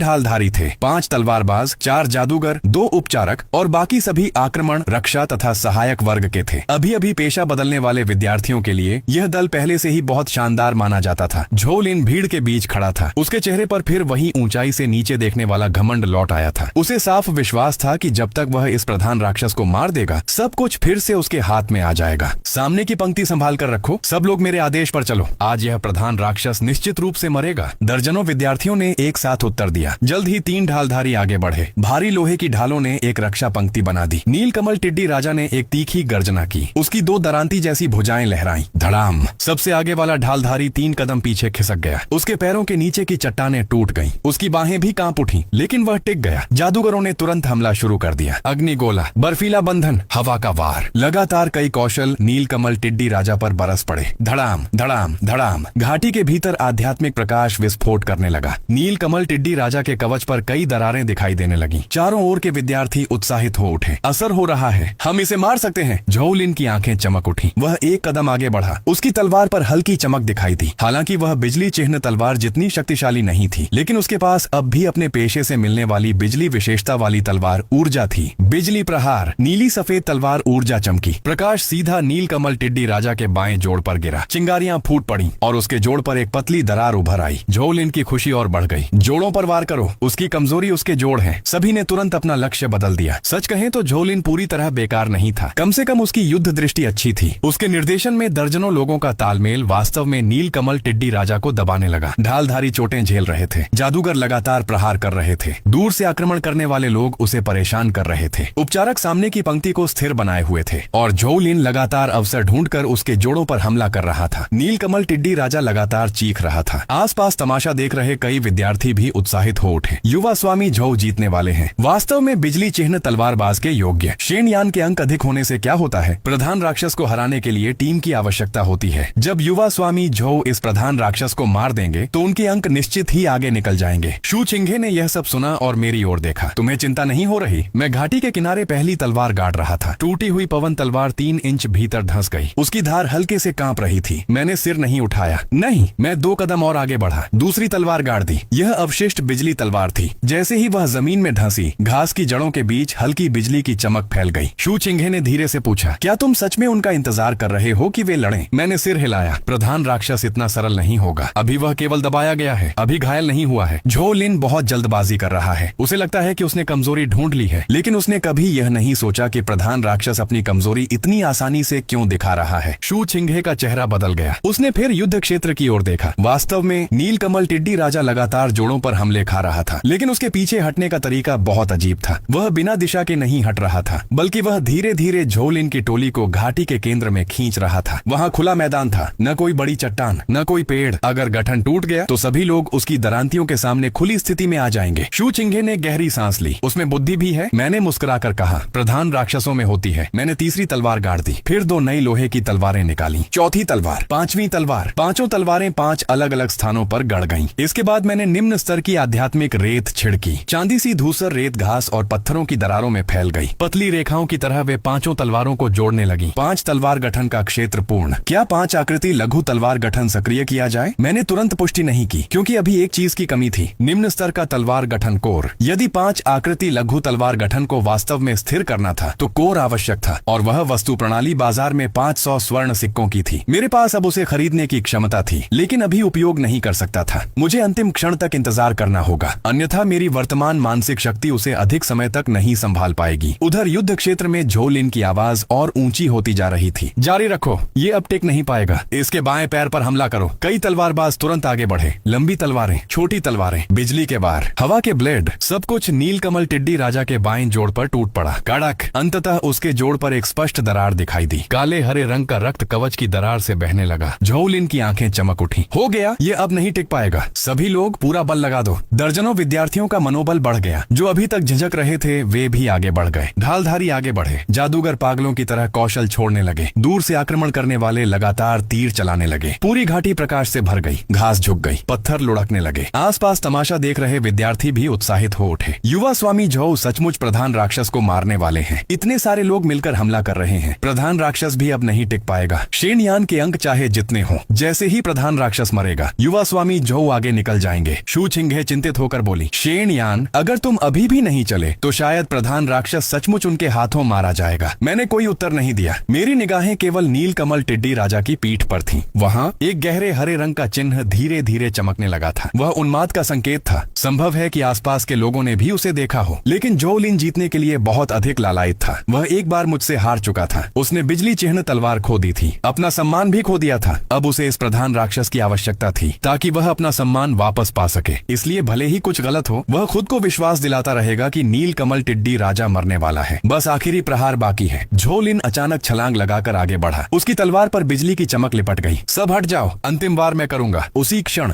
नीलकमल टिड्डी राजा अचानक स्थिर हो गया। उसकी सभी संयुक्त आंखें रक्तिम प्रकाश से चमक उठी। पीठ पर मौजूद गहरे हरे रंग की रेखाएं पूरी तरह फट पड़ी। धम्म, उसके शरीर से दिखाई देने वाली ऊर्जा की लहर बाहर फैल गई। मेरी आंखें सिकुड़ गईं। बुरा है। अगले ही पल नीलकमल टिड्डी राजा अपनी जगह से गायब हो गया। नहीं, वह गायब नहीं हुआ था। उसकी गति इतनी तेज थी कि अधिकांश लोग उसे देख भी नहीं पाए। बस एक तीखी हवा चीरने की आवाज सुनाई दी। स्विश, सबसे आगे वाला ढालधारी अपनी ढाल सहित हवा में उड़ गया। उसकी लोहे की ढाल पर गहरी दरार बन गई। एक तलवारबाज पीछे हटने ही वाला था कि उसकी छाती को दरांती ने चीर दिया। वह दर्द से चिल्लाया और तुरंत अपनी जेड ताबीज तोड़ दी। एक हरी चमक के साथ वह गुप्त क्षेत्र से बाहर भेज दिया गया। दूसरे जादूगर का चेहरा सफेद पड़ गया। उसके हाथ का अग्निगोला अभी पूरा भी नहीं हुआ था कि नीलकमल टिड्डी राजा की दरांती पहले ही उसके सामने पहुंच चुकी थी। वह लुढ़कते घिसटते हुए जेड ट्री को कुचलकर तोड़ बैठा। गायब होने से पहले आग का गोला नियंत्रण से बाहर होकर मंच पर फट पड़ा। धधकती आग आसमान तक उठ गई। घाटी के पेड़ पौधे विस्फोट की लहर से झुक गए। पूरी टीम बिखर गई। जो 10 से अधिक लोग अभी तक अच्छी तरह तालमेल में लड़ रहे थे, इस समय मानो किसी ने उन्हें एक ही वार में काट कर अलग कर दिया हो। आगे की पंक्ति टिक नहीं पा रही थी, उपचार पहुंच नहीं रहा था और पत्थर जैसी रक्षा करने वाले भी उठने की हिम्मत नहीं कर पा रहे थे। आक्रमण करने वालों के छोड़े गए तीर और तलवारें किंगलियन टैंग किंग के कवच पर गिरती तो केवल कुछ चिंगारियां ही निकलती। झोलिन जमीन पर उतरने के बाद कई कदम पीछे हट गया। उसका चेहरा बेहद बदसूरत हो गया। घबराओ मत, कोई भी मत बिखरो, गठन संभालो। लेकिन उसकी बात किसी ने नहीं सुनी। 50 गोल्ड कॉइन किस काम के अगर जान ही नहीं बचेगी। एक और छात्र किंगलियन टैंग किंग द्वारा कोने में धकेल दिया गया। वह चीखते हुए जेड ट्री को तोड़ बैठा। हरी रोशनी चमकी और उसका शरीर गायब हो गया। झोलिन अपनी टीम को टूटते हुए देख रहा था। उसके दांत लगभग चटकने वाले थे। वह सचमुच हार मानने को तैयार नहीं था। यह लीडर मॉन्स्टर तो लगभग उसके हाथ में आ ही गया था। बस इसे मार देता तो मुझे पीछे छोड़ देता, परीक्षण में पहला स्थान वापस पा लेता और साबित कर देता कि अभी मुझसे हारना केवल एक दुर्घटना थी। लेकिन किंगलियन टैंग किंग उसे यह मौका देने वाला नहीं था। उसका विशाल शरीर अचानक झटका खाकर घूम गया। उसकी सारी सहायक आंखें एक साथ झोलिन पर टिक गईं। झोलिन का चेहरा बदल गया। अगले ही पल किंगलियन टैंग किंग उसकी ओर झपटा। उसकी गति एक नीले काले धुंधले साए जैसी थी। झोलिन ने तलवार उठाकर रोकने की कोशिश की। पहला प्रहार गिरते ही उसकी साधारण तलवार जोर से कांप उठी। उसकी हथेली तुरंत फट गई। दूसरा वार तुरंत उसके पीछे आ गया। झोलिन का चेहरा बदल गया। वह बचना चाहता था, लेकिन लगातार लड़ाई के कारण उसकी सांसें अस्त व्यस्त हो चुकी थीं और उसके कदम आधे पल धीमे हो गए थे। बस वही आधा पल जानलेवा साबित हुआ। किंगलियन टैंग किंग की विशाल दरांती ऊपर से गिर पड़ी। झोलिन की पुतलियां सिकुड़ गईं। उसके चेहरे पर पहली बार वास्तविक भय दिखाई दिया। मुझे बचाओ। लेकिन किसी के पास उसे बचाने का समय नहीं था। शू छिंग और श्या ये दोनों मेरी ओर देखने लगे। मैं शेन यान चल पड़ा। झोलिन को बचाने के लिए नहीं, बल्कि इसलिए कि किंगलियन टैंग किंग पहले ही मेरी सबसे अनुकूल हत्या सीमा के किनारे तक पहुंच चुका था। अगर मैं अब भी नहीं चलता तो वह उस जगह से निकल जाता जहां उसे मारना सबसे आसान था। मैंने हाथ उठाया। 5 तलवारें एक साथ कांप उठी। उनमें से एक टूटी हुई लोहे की तलवार हवा को चीरती हुई निकल गई। तलवार की रोशनी विशाल दरांती से टकराई। उसने पूरी तरह वार को नहीं रोका, लेकिन वार की दिशा को जबरदस्ती आधा इंच मोड़ दिया। विशाल दरांती झोलिन के बगल में गिरी और जमीन पर एक गहरी खाई बना दी। झोलिन का चेहरा पीला पड़ गया। वह जमीन पर बैठ गया। उसका एक पैर धार से कट चुका था। अगर वार थोड़ा और अंदर जाता तो उसका सिर ही उड़ गया होता। चारों तरफ मौजूद सभी लोग स्तब्ध रह गए। किंगलियन टैंग किंग भी धीरे धीरे मुड़ा। उसकी लाल आंखें मुझ पर टिक गईं। मैं घाटी के किनारे खड़ा था। 5 तलवारें मेरे शरीर के पास तैर रही थीं। 3 पुरानी तलवारें और 2 नई। उनमें से 2 पर हल्की रोशनी घूम रही थी। शू छिंग और बाकी लोग मेरे पीछे खड़े थे। उनकी सांसें तक धीमी हो गई थीं। झोलिन जमीन पर बैठा अस्त व्यस्त अवस्था में मुझे देख रहा था। उसकी आंखों में आश्चर्य, शर्म, क्रोध और एक ऐसी राहत थी जिसे वह स्वीकार नहीं करना चाहता था। मैंने उसकी ओर देखा भी नहीं। मैं केवल किंगलियन टैंग किंग को देख रहा था। मैंने धीरे से कहा, तुम लोग लड़ चुके, अब मेरी बारी है। जैसे ही ये शब्द निकले, पूरी घाटी एक पल के लिए शांत हो गई। अभी जो छात्र डरकर पीछे हट रहे थे, वे सभी मेरी ओर देखने लगे। कोई स्तब्ध था, कोई सांस तक लेने की हिम्मत नहीं कर पा रहा था। 5 तलवारों की स्थिति पूरी हो चुकी है। क्या तलवार गठन स्थापित किया जाए? 5 छोटी तलवारें कांपी। मैंने मन ही मन कहा, गठन स्थापित करो। रोशनी फूट पड़ी। 5 तलवारों से एक साथ तलवार प्रभा निकलने लगी। जमीन के नीचे दबी हुई रेखाएं चमक उठी। घास और पत्थरों की दरारों के बीच से धूसर प्रकाश की रेखाएं उभर आईं, मानो किसी ने रोशनी से घाटी के किनारे पर एक विशाल तलवार गठन बना दिया हो। 5 तत्व लघु तलवार गठन। यह केवल 2 अतिरिक्त तलवारें जोड़ना नहीं था, बल्कि 5 तलवारों को 5 अलग अलग स्थानों में बांटना था। एक तलवार कदम रोकने के लिए, 2 तलवारें जोड़ों को काटने के लिए, एक तलवार शक्ति कम करने के लिए और एक तलवार लगातार हत्या के लिए। गठन बन चुका था। दुश्मन का हर कदम मेरी तलवारों द्वारा पहले से तय की गई जगह की ओर धकेला जाएगा। यही तलवार गठन की असली भयावहता थी। यह नहीं कि एक वार कितना शक्तिशाली है, बल्कि यह कि गठन के भीतर हर इंच पर तलवार मौजूद है। और तभी किंगलियन टैंग किंग फिर से झपटा। मैंने 5 तलवारों को घुमाया। तलवारों की चमक और उसकी विशाल दरांतियां लगातार टकराने लगी। टन्ना टन्ना टन्ना। हर टक्कर मेरे मन में विस्फोट जैसी गूंज पैदा कर रही थी। मैं धीरे धीरे पीछे हट रहा था, लेकिन मेरा हर कदम गठन की रेखाओं पर पड़ रहा था। किंगलियन टैंग किंग हर कदम आगे बढ़ता तो उसके शरीर पर एक और गहरी दरार उभर आती, लेकिन मैं भी अच्छी हालत में नहीं था। मेरी छाती भारी हो रही थी, कनपटियां दर्द से धड़क रही थीं, मानसिक शक्ति बहुत तेजी से खत्म हो रही थी। अगर यह लड़ाई ऐसे ही चली तो पहले मेरा तलवार गठन ही टूट जाएगा। शू छिंग ने यह देख लिया। उसने दांत भींचकर अपनी लकड़ी की छड़ी उठाई। हरी रोशनी मेरे शरीर पर गिरी। Would spirit recovery. एक गर्म शक्ति मेरे शरीर में प्रवाहित हुई, हालांकि बहुत कम थी, लेकिन मेरे सिर का दर्द कुछ कम हो गया। मैंने धीमे स्वर में कहा, धन्यवाद। शू छिंग का चेहरा पीला था, लेकिन वह मुश्किल से मुस्कुराया। मैंने कहा था, मैं बोझ नहीं बनूंगा। किंगलियन टैंग किंग पूरी तरह क्रोधित हो गया। उसकी पीठ के पीछे के कवच अचानक खुल गए और पारदर्शी पंखों की एक जोड़ी फैल गई। मेरा दिल जोर से धड़क उठा। उसकी गति फिर से विस्फोटक रूप से बढ़ गई। मेरी पुतलियां सिकुड़ गईं। दूसरा चरण, उन्माद। यह तो केवल लीडर मॉन्स्टर है, फिर भी इसके पास दूसरा उन्माद चरण है। अगले ही पल किंगलियन टैंग किंग अपनी जगह से गायब हो गया। मैं उसे देख ही नहीं पाया। विशाल हमले की गति इतनी तेज थी कि मैं केवल अपनी सहज प्रतिक्रिया और विवेक के सहारे ही बचाव कर पाया। 5 तलवारें एक क्षण में मेरे सामने एक दूसरे को काटती हुई खड़ी हो गईं। धड़ाम। एक भयंकर शक्ति टकराई। 5 तलवारें एक साथ झटके से उछल गईं। मैं लगातार 10 से अधिक कदम पीछे फिसल गया। मेरी पीठ एक पर्वतीय चट्टान से जा टकराई। चक। चट्टान की सतह पर एक महीन दरार पड़ गई। मेरे गले में कसाव हुआ और होंठों के किनारे से खून की एक पतली धारा बह निकली। चारों ओर मौजूद सभी लोगों के चेहरे बदल गए। रोक नहीं पा रहा। शेन यान भी नहीं रोक पा रहा। जल्दी भागो, अब नहीं भागे तो देर हो जाएगी। झो लिंग कुछ दूरी पर बैठी थी। उसका चेहरा बेहद बदसूरत था। उसने होंठ खोले जैसे कुछ कहना चाहती हो, लेकिन अंत में एक शब्द भी नहीं बोल पाई। अभी कुछ समय पहले वह 10 से अधिक लोगों को लेकर भी पागलों की तरह पीटी जा चुकी थी, और अब मुझे अकेले किंगलियन टैंग किंग का सामना करते देख उसकी आंखों में पहली बार एक ऐसी भावना उभरी जिसे वह खुद भी स्वीकार नहीं करना चाहती थी। लेकिन किंगलियन टैंग किंग ने मुझे सांस लेने का मौका नहीं दिया। वह फिर झपटा और अपनी विशाल दरांती ऊंची उठा ली। इस बार उसका निशाना मेरा सिर था। शू छिंगे का चेहरा पीला पड़ गया। शेन यान, सावधान। लेकिन मैं मुस्कुरा दिया, क्योंकि उसके दूसरे उन्माद चरण में उसकी पीठ का कवच पूरी तरह खुल चुका था और उसी कवच के नीचे छिपी हुई थी उसकी कोर। 500 स्वर्ण मुद्राएं खर्च करें। प्राप्त निम्न स्तरीय दैत्य कोर। अंगूठे के आकार की एक चांदी जैसी कोर मेरी हथेली में प्रकट हुई। किंगलियन टैंग किंग पहले ही 3 कदम की दूरी पर पहुंच चुका था। विशाल दरांती हवा चीरती हुई नीचे उतर रही थी और मृत्यु की आभा मेरे चेहरे पर आ लगी। मैंने उस दैत्य कोर को तलवार गठन के केंद्र में रख दिया। क्या 5 तत्व लघु तलवार गठन में कोर स्थापित की जाए? मैंने बिना किसी हिचकिचाहट के उत्तर दिया, स्थापित करो। धम।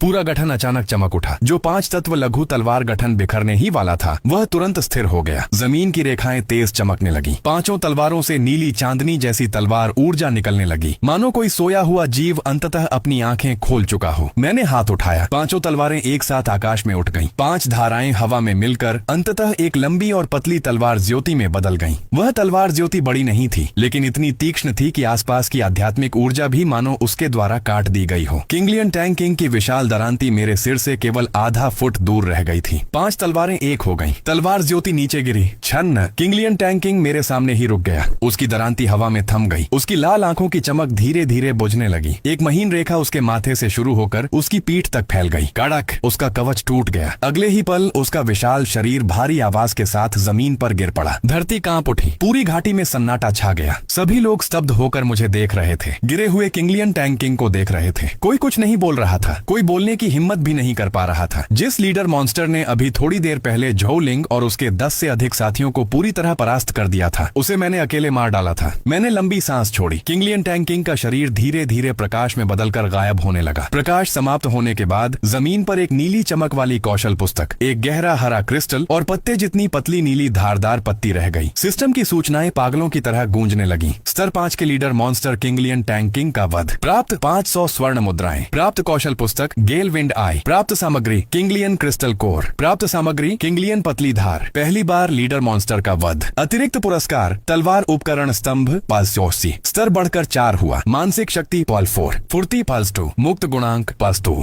मैं झुक गया और सभी वस्तुओं को सिस्टम स्पेस में रख लिया। एक कौशल पुस्तक, एक क्रिस्टल कोर, एक धारदार पत्ती और 500 स्वर्ण मुद्राएं। वास्तव में बहुत बड़ा लाभ था। झो लिंग जमीन पर बैठी थी। उसका चेहरा बिल्कुल पीला पड़ चुका था। वह मुझे देख रही थी। उसके होंठ हिले, लेकिन एक शब्द भी बाहर नहीं निकला। अभी कुछ समय पहले वह 10 से अधिक लोगों को लेकर भी बुरी तरह हार चुकी थी और मैंने अकेले मार डाला। यह केवल उसका अपमान नहीं था, यह उसके गर्व को पैरों तले रौंदना था। मैं उसके सामने जाकर खड़ा हो गया। झो लिंग अनजाने में पीछे से खिसक गई। जैसे ही यह हरकत हुई, आसपास मौजूद लोगों की निगाहें बदल गईं। झो लिंग को भी इसका एहसास हुआ। उसका चेहरा तुरंत शर्म से लाल हो गया। वह उठना चाहती थी, लेकिन किंगलियन टैंकिंग के उस वार ने पहले ही उसका साहस तोड़ दिया था। मैंने उसे देखते हुए शांत स्वर में कहा, अब तुमने देख लिया? झो लिंग का शरीर कांप उठा। यही वही वाक्य था जो उसने पेशा परिवर्तन भवन के सामने मेरा मजाक उड़ाते समय कहा था। उसने कहा था, मैं देखना चाहती हूँ कि तुम किस चीज से खुद को साबित करोगे। अब वह देख चुकी थी। 5 तलवारों का गठन, लीडर मॉन्स्टर का वध। चारों ओर मौजूद सभी छात्र चुप थे। पहले वे कहते थे कि मैं पागल हूँ, कि एक गरीब आदमी तलवार गठन मास्टर बनने के योग्य नहीं है, कि तलवार गठन पेशा शुरुआती चरण में बेकार होता है। लेकिन अब उनमें से किसी में मेरी ओर सीधे देखने का साहस तक नहीं था। शू छिंगे कुछ दूरी पर खड़ी थी। वह मुझे स्थिर निगाहों से देख रही थी। उसकी आंखें आश्चर्य से भरी हुई थीं। परीक्षा का समय समाप्त, अंकों की गणना शुरू। सभी छात्रों की परीक्षा जेड प्लेटें एक साथ चमक उठी। रैंकिंग प्रकट हुई। पहला स्थान शेन यान 1860 अंक, दूसरा स्थान झो लिंग 420 अंक, तीसरा स्थान शू छिंगे 310 अंक, चौथा स्थान झाओ लियू 290 से अंक। घाटी में केवल हवा की आवाज बची थी। हर कोई सूची के शीर्ष पर लिखे उस नाम को देख रहा था। शेन यान, वही तलवार गठन मास्टर जिसे 3 घंटे पहले तक सबने हंसी का पात्र बना रखा था, लेकिन अब 1860 अंकों के साथ वह सबके ऊपर खड़ा था। दूसरे स्थान पर झो लिंग 420 अंक, मेरे एक चौथाई से भी कम। शू छिंगे ने जब खुद को तीसरे स्थान पर देखा तो वह भी स्तब्ध रह गई। पूरे रास्ते वह केवल मेरे पीछे चलती रही थी, चाय बनाती रही और सहायता करती रही, और इसी से मिले कुछ अंकों ने उसे शीर्ष 3 में पहुंचा दिया था। झो लिंग सूची को घूर रही थी। उसका चेहरा सफेद से काला और फिर राख जैसा धूसर हो गया। वह हार चुकी थी, इतनी बुरी तरह की कोई बहाना भी नहीं बचा था, क्योंकि सूची झूठ नहीं बोलती और अंक किसी की इज्जत बचाने के लिए नहीं होते। स्थानांतरण की रोशनी चमक उठी। सभी छात्र गुप्त क्षेत्र छोड़ने वाले थे। मैं रोशनी के भीतर खड़ा था और झो लिंग को एक बार देखा। वह अभी भी जमीन पर बैठी थी, बिखरी हुई खाली आंखों के साथ। प्रकाश ने मेरी दृष्टि को ढक लिया। मुझे केवल एक छात्र की कांपती हुई आवाज सुनाई दी, किसने कहा था कि तलवार गठन पेशा बेकार है? यह तो कमबख्त एक राक्षस है। स्थानांतरण की रोशनी समाप्त हो गई। मैं फिर से पेशा परिवर्तन महल में खड़ा था। मेरे पैरों के नीचे चिकनी सफेद जेड की टाइलें थीं। ऊपर आध्यात्मिक दीपक लटक रहे थे। महल अब भी लोगों से भरा हुआ था, लेकिन वातावरण 3 घंटे पहले से बिल्कुल अलग था। 3 घंटे पहले मैं भी यहीं खड़ा था। उस समय हर कोई मुझ पर हंस रहा था, मेरी गरीबी पर, मेरी पागलपन पर, इस बात पर कि एक ऐसा व्यक्ति जिसे 2 वक्त की रोटी जुटाना भी मुश्किल था, सबसे महंगा तलवार गठन मास्टर पेशा चुनने की हिम्मत कैसे कर सकता है। कुछ लोग कहते थे कि मैं आधे घंटे भी जीवित नहीं रहूंगा। कुछ कहते थे कि मैं अपना भविष्य खुद नष्ट कर रहा हूँ। और अब पूरे पेशा परिवर्तन महल में एक भी व्यक्ति ऐसा नहीं था जो हंस सके, क्योंकि अंक सूची अभी भी हवा में लटकी हुई थी। आकाश में लटकी हुई रैंकिंग सूची पर पहले स्थान के पीछे मेरा नाम लिखा था। पहला स्थान शेन यान, अंक 1860। झो लिंग सूची के नीचे खड़ी थी। उसके चेहरे की अभिव्यक्ति मानो जम गई थी। वह मुझे देख रही थी, फिर अंक सूची को, जैसे पहली बार मुझे पहचान रही हो। लुओ यूनली पेशा परिवर्तन दिव्य पत्थर के पास खड़ी थी। उसके हाथ में अभी भी भविष्यवाणी का रिकॉर्ड था, लेकिन वह आधे रास्ते में ही रुक गया था। उसकी ठंडी आंखों में पहली बार स्पष्ट कंपन दिखाई दिया। एक एक करके छात्र बड़े हॉल में वापस भेजे जाने लगे। कुछ के चेहरे पीले थे, कुछ के कपड़े फट चुके थे, कुछ तो जैसे ही लौटे उनके पैर जवाब दे गए और वे जमीन पर बैठ गए।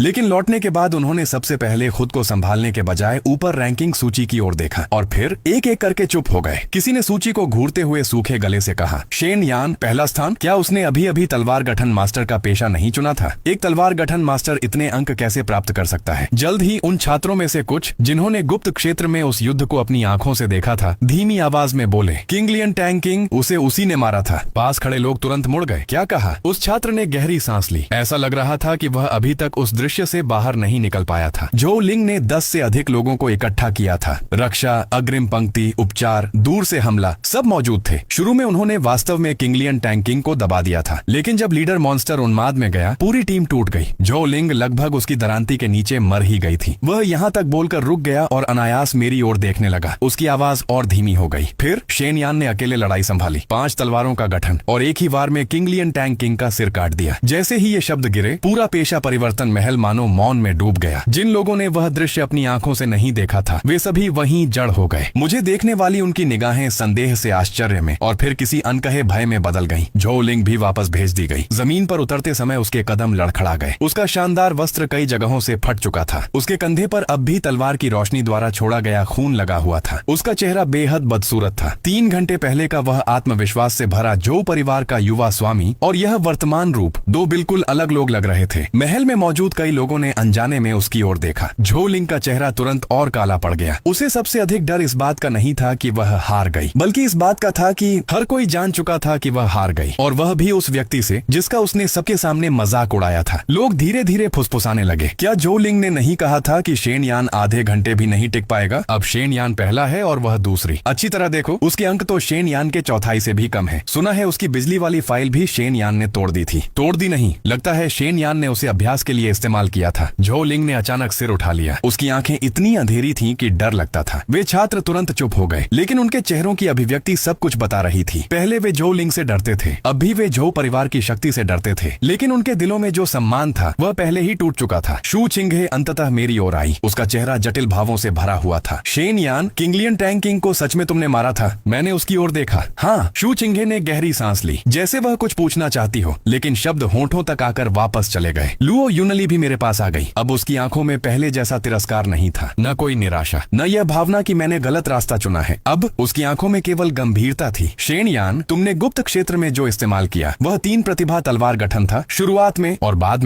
में मैंने अस्थायी रूप से 5 तलवारों का गठन बना लिया। लुओ यूनली की सुंदर भौहें हल्के से कांप उठी। 5 तलवारों का गठन? तुमने अभी अभी पेशा चुना है और तुम 5 तलवारों को नियंत्रित कर सकते हो? ये सुनते ही हॉल में मौजूद कई मार्गदर्शक शिक्षकों के चेहरे बदल गए। अभी अभी पेशा चुना और 5 तलवारों का नियंत्रण, यह मानसिक शक्ति सामान्य नहीं है। साधारण तलवार गठन मास्टर शुरुआती चरण में 3 तलवारें स्थिर रख पाए तो भी बहुत होता है, और वह 5 तलवारों से गठन बना सकता है। कोई आश्चर्य नहीं कि वह किंगलियन टैंग किंग को मार पाया। छिन युए भी गंभीर हो गई। वह मुझे देख रही थी। उसकी आंखों की जटिलता और गहरी हो गई। तलवार गठन मास्टर शुरुआती चरण में कमजोर होते हैं, यह सही है, लेकिन अगर कोई व्यक्ति पेशा चुनते ही 5 तलवारों को नियंत्रित कर सके तो उसका अर्थ पूरी तरह बदल जाता है। यह प्रतिभा है, वास्तविक भयावह प्रतिभा, और ऐसी प्रतिभा को यदि संसाधनों का समर्थन मिल जाए तो भविष्य की कोई सीमा नहीं होगी। उसी समय पेशा परिवर्तन दिव्य पत्थर अचानक चमक उठा। उसके ऊपर सुनहरी रोशनी फैल गई। परीक्षा पुरस्कारों की घोषणा। पहला स्थान शेन यान। पुरस्कार 1000 स्वर्ण मुद्राएं। पुरस्कार निम्न स्तरीय तलवार उपकरण में से एक चुनने का अधिकार। पुरस्कार 3 दिनों के लिए उच्च स्तरीय प्रशिक्षण कक्ष का उपयोग। पुरस्कार आंतरिक प्रांगण की परीक्षा का एक स्थान। पूरा महल तुरंत शोर से भर उठा। आंतरिक प्रांगण की परीक्षा का स्थान? क्या वह केवल बाहरी प्रांगण की शीर्ष 3 रैंक वालों को नहीं मिलता? उसने अभी अभी पेशा चुना है और उसे मिल गया। ये पुरस्कार बहुत अधिक है। पहले स्थान के लिए पुरस्कार होना सामान्य है, लेकिन आंतरिक प्रांगण की परीक्षा का स्थान, यह स्पष्ट रूप से अकादमी द्वारा अतिरिक्त दिया गया है। मैंने सुनहरी रोशनी को देखा। मेरा दिल भी थोड़ा तेज धड़कने लगा। 1000 स्वर्ण मुद्राएं, एक निम्न स्तरीय तलवार उपकरण, 3 दिन का उच्च स्तरीय प्रशिक्षण कक्ष और आंतरिक प्रांगण की परीक्षा का स्थान, ये सभी चीजें वर्तमान मेरे लिए अत्यंत महत्वपूर्ण थी। विशेषकर तलवार उपकरण। मेरी वर्तमान तलवारें अभी भी बहुत कमजोर थी। 5 तत्व लघु तलवार गठन किंगलियन टैंग किंग को मार पाया, क्योंकि मैंने सही समय गठन के मूल और उसके दूसरे उन्माद चरण की कमजोरी का लाभ उठाया था। यदि मुझे और शक्तिशाली राक्षसों का सामना करना पड़ा तो ये टूटी हुई तलवारें शायद टिक नहीं पाएंगी। लुओ यूनली ने हाथ हिलाया। एक काला लकड़ी का बक्सा उसकी हथेली में प्रकट हुआ। बक्सा खुला। अंदर एक भंडारण अंगूठी रखी थी। यह पहले स्थान का पुरस्कार है। स्वर्ण मुद्राएं और प्रशिक्षण कक्ष का प्रतीक इसमें है। जहाँ तक निम्न स्तरीय तलवार उपकरण का प्रश्न है, तुम बाद में अकादमी के शस्त्रागार में जाकर चुन सकते हो। मैंने भंडारण अंगूठी ले ली। वह हाथ में हल्की थी। जब मैंने अपनी चेतना उसके भीतर भेजी तो वास्तव में उसमें 1000 स्वर्ण मुद्राएं और एक हरे रंग का प्रशिक्षण प्रतीक रखा हुआ था। साथ ही सिस्टम की सूचना भी गूंज उठी। बड़ी मात्रा में स्वर्ण मुद्राएं प्राप्त हुई। सिस्टम स्टार स्तर प्रगति बढ़ी। वर्तमान प्रगति 1 सितारा 30%। सूचना, सिस्टम के 2 सितारा स्तर पर पहुंचने के बाद स्वर्ण मुद्राओं की गिरावट दर बढ़ेगी और स्टार शॉप खुल जाएगी। मेरी आंखें हल्की सी चमक उठी। 2 सितारे 1 सितारा प्रणाली ने ही मुझे यहाँ तक पहुँचा दिया था। यदि यह 2 सितारों तक पहुँच गई, राक्षसों से मिलने वाले पुरस्कार 2 गुने हो जाएंगे और स्टार शॉप भी खुल जाएगी। तब मेरे तलवार गठन मास्टर के मार्ग की गति और भी तेज हो जाएगी। कुछ दूरी पर खड़ी झोलिंग मेरी भंडारण अंगूठी को घूर रही थी। उसकी आंखें लाल हो चुकी थीं। उसके अनुसार वह सब उसका होना चाहिए था। कम से कम उसकी अपनी नजर में आज का पहला स्थान उसी का होना चाहिए था। लेकिन अब सब कुछ मेरा था। अचानक उसने मुंह खोला। उसकी आवाज भारी और कर्कश थी। अगर मुझे पता होता, मैं इसे नहीं मानता। पूरा हॉल शांत हो गया। सभी की निगाहें झो लिंग की ओर मुड़ गईं। तुम क्या नहीं मानते? वह एक ऐसा तलवार गठन मास्टर है जिसने अभी अभी पेशा चुना है। वह किंगलियन माओ वांग को कैसे मार सकता है? उसने जरूर गुप्त क्षेत्र के नियमों के बाहर की किसी चीज का इस्तेमाल किया होगा, वरना उसकी उन टूटी फूटी तलवारों के सहारे यह करना बिल्कुल असंभव है। जैसे ही ये शब्द निकले, कई लोगों की आंखों में हलचल हुई। सचमुच, जब उसने पेशा चुना था तब वह इतना गरीब था कि उसके पास केवल एक तांबे का सिक्का बचा था, और फिर अचानक इतनी भयावह युद्ध शक्ति का विस्फोट। यह सच में अविश्वसनीय था। झो लिंग को मानो एक मौका मिल गया। उसकी आवाज और ऊंची हो गई। मैं अकादमी से परिणाम की दोबारा जांच की मांग करता हूँ, वरना मैं इस परीक्षा के परिणाम को स्वीकार नहीं करूंगा। छिन युए का चेहरा कठोर हो गया। झो लिंग, परीक्षा के अंक गुप्त गुप्त क्षेत्र के प्रमाण पत्थर द्वारा दर्ज किए जाते हैं। गलती की कोई संभावना नहीं है, अंक गलत नहीं होंगे, लेकिन उसने धोखा दिया हो सकता है। मैंने शांत स्वर में कहा, जो लिंग, जब तुम 10 से अधिक लोगों को साथ लेकर गुप्त क्षेत्र में घूम रहे थे तब किसी ने नहीं कहा कि तुमने धोखा दिया। जब तुम 10 लोगों के साथ मिलकर किंगलियन माओ वांग को घेर कर मार रहे थे तब भी किसी ने नहीं कहा कि तुमने धोखा दिया। अब मैंने उसे मार दिया, तुम हार गए और इसलिए मैं धोखेबाज हो गया। जो लिंग का चेहरा विकृत हो गया। बकवास बंद करो। एक गरीब आदमी के पास तलवार गठन कहां से आया? उसके पास गठन और 5 तलवारों को नियंत्रित करने की क्षमता कहां से आई? मैंने शांत स्वर में उत्तर दिया, मैं तुम्हें यह क्यों बताऊं? जो लिंग एक पल के लिए जड़ हो गया। उसका चेहरा और भी बदसूरत हो गया। पूरे हॉल का माहौल भी अजीब हो गया। कई लोग जो लिंग को अजीब नजरों से देखने लगे। अगर कोई और मुझ पर शक करता तो शायद उसमें कुछ तर्क होता, लेकिन जो लिंग अलग था। गुप्त क्षेत्र में उसे मैंने हराया था और किंगलियन टैंग वांग की दरांती से उसकी जान भी मैंने ही बचाई थी। अब परीक्षा समाप्त होने के बाद उसने अपनी हार पर विचार करने के बजाय सबसे पहले मुझ पर धोखाधड़ी का आरोप लगाया। हार स्वीकार न कर पाने के शब्द लगभग उसके चेहरे पर लिखे हुए थे। उसी समय जब माहौल पूरी तरह जम गया था, महल के अंदर की एक भारी पत्थर की दीवार धीरे धीरे खुली। एक धूसर वस्त्र पहने वृद्ध व्यक्ति बाहर आया। उसका शरीर अधिक ऊंचा नहीं था, उसके बाल सफेद हो चुके थे। हाथ में एक लकड़ी की छड़ी थी। वह एक साधारण बूढ़े आदमी जैसा दिखाई देता था, लेकिन जैसे ही वह प्रकट हुआ, हॉल में मौजूद सभी गुरु झुक गए। अकादमी के प्रधानाचार्य लू शुआन जी। उसने न झो लिंग की ओर देखा और न ही किसी और की ओर। उसकी नजर सीधे मुझ पर आकर ठहर गई। वे धुंधली आंखें मानो मेरे गठन और आत्मा को भेद कर देख सकती थीं। मेरा दिल हल्का सा कांप गया, लेकिन मैं पीछे नहीं हटा। लू शुआन जी मुझे देखते हुए अचानक मुस्कुरा पड़ा। अभी अभी पेशा चुना और 5 तलवारों का गठन और फिर भी आत्मा स्थिर है। दिलचस्प। झो लिंग को जैसे जीवन दान मिल गया हो। वह जल्दी से बोला, प्रधानाचार्य, उसके साथ कुछ गड़बड़ है। लू शुआन जी ने बस एक बार उसकी ओर देखा, केवल एक नजर, और झो लिंग के बाकी शब्द उसके गले में ही अटक गए। लू शुआन जी ने शांत स्वर में कहा, हार स्वीकार न कर पाना हार से भी अधिक शर्मनाक है। झो लिंग का चेहरा तुरंत सफेद पड़ गया। उसके होंठ हिले, लेकिन वह एक शब्द भी बोलने की हिम्मत नहीं कर पाया। लू शुआन जी ने उसकी ओर दोबारा ध्यान नहीं दिया। उसने मेरी ओर देखा। शेन यान, मेरे साथ आओ। पूरा हॉल एक बार फिर हिल उठा। प्रधानाचार्य स्वयं बुला रहे थे। ये कोई साधारण बात नहीं थी। बहुत से छात्र 3 साल तक अकादमी में पढ़ने के बाद भी प्रधानाचार्य से एक वाक्य बोलने का अवसर नहीं पाते थे, और मैं अभी अभी पेशा परिवर्तन परीक्षा पूरी करके निकला था और मुझे स्वयं प्रधानाचार्य ने बुला लिया। लोगों की मुझे देखने वाली निगाहें फिर बदल गईं। ईर्ष्या, जलन, आश्चर्य और थोड़ा सा भय। मैं लू शुआन जी के पीछे उस पत्थर के द्वार की ओर चल पड़ा। ठीक जब मैं अंदर प्रवेश करने वाला था, पीछे से झो लिंग की अत्यंत दबाई हुई आवाज सुनाई दी, शेन यान, आज की बात खत्म नहीं हुई है। मैं रुक गया, सिर घुमाकर उसकी ओर देखा, फिर शांत स्वर में बोला, बिल्कुल खत्म नहीं हुई। झो लिंग चौंक गया। मैंने हल्की मुस्कान के साथ कहा, तुम्हारी तलवार काफी उपयोगी थी, अगली बार थोड़ा और महंगी लेकर आना। झो लिंग का चेहरा तुरंत लोहे जैसा काला पड़ गया। हॉल में किसी से हंसी नहीं रुकी।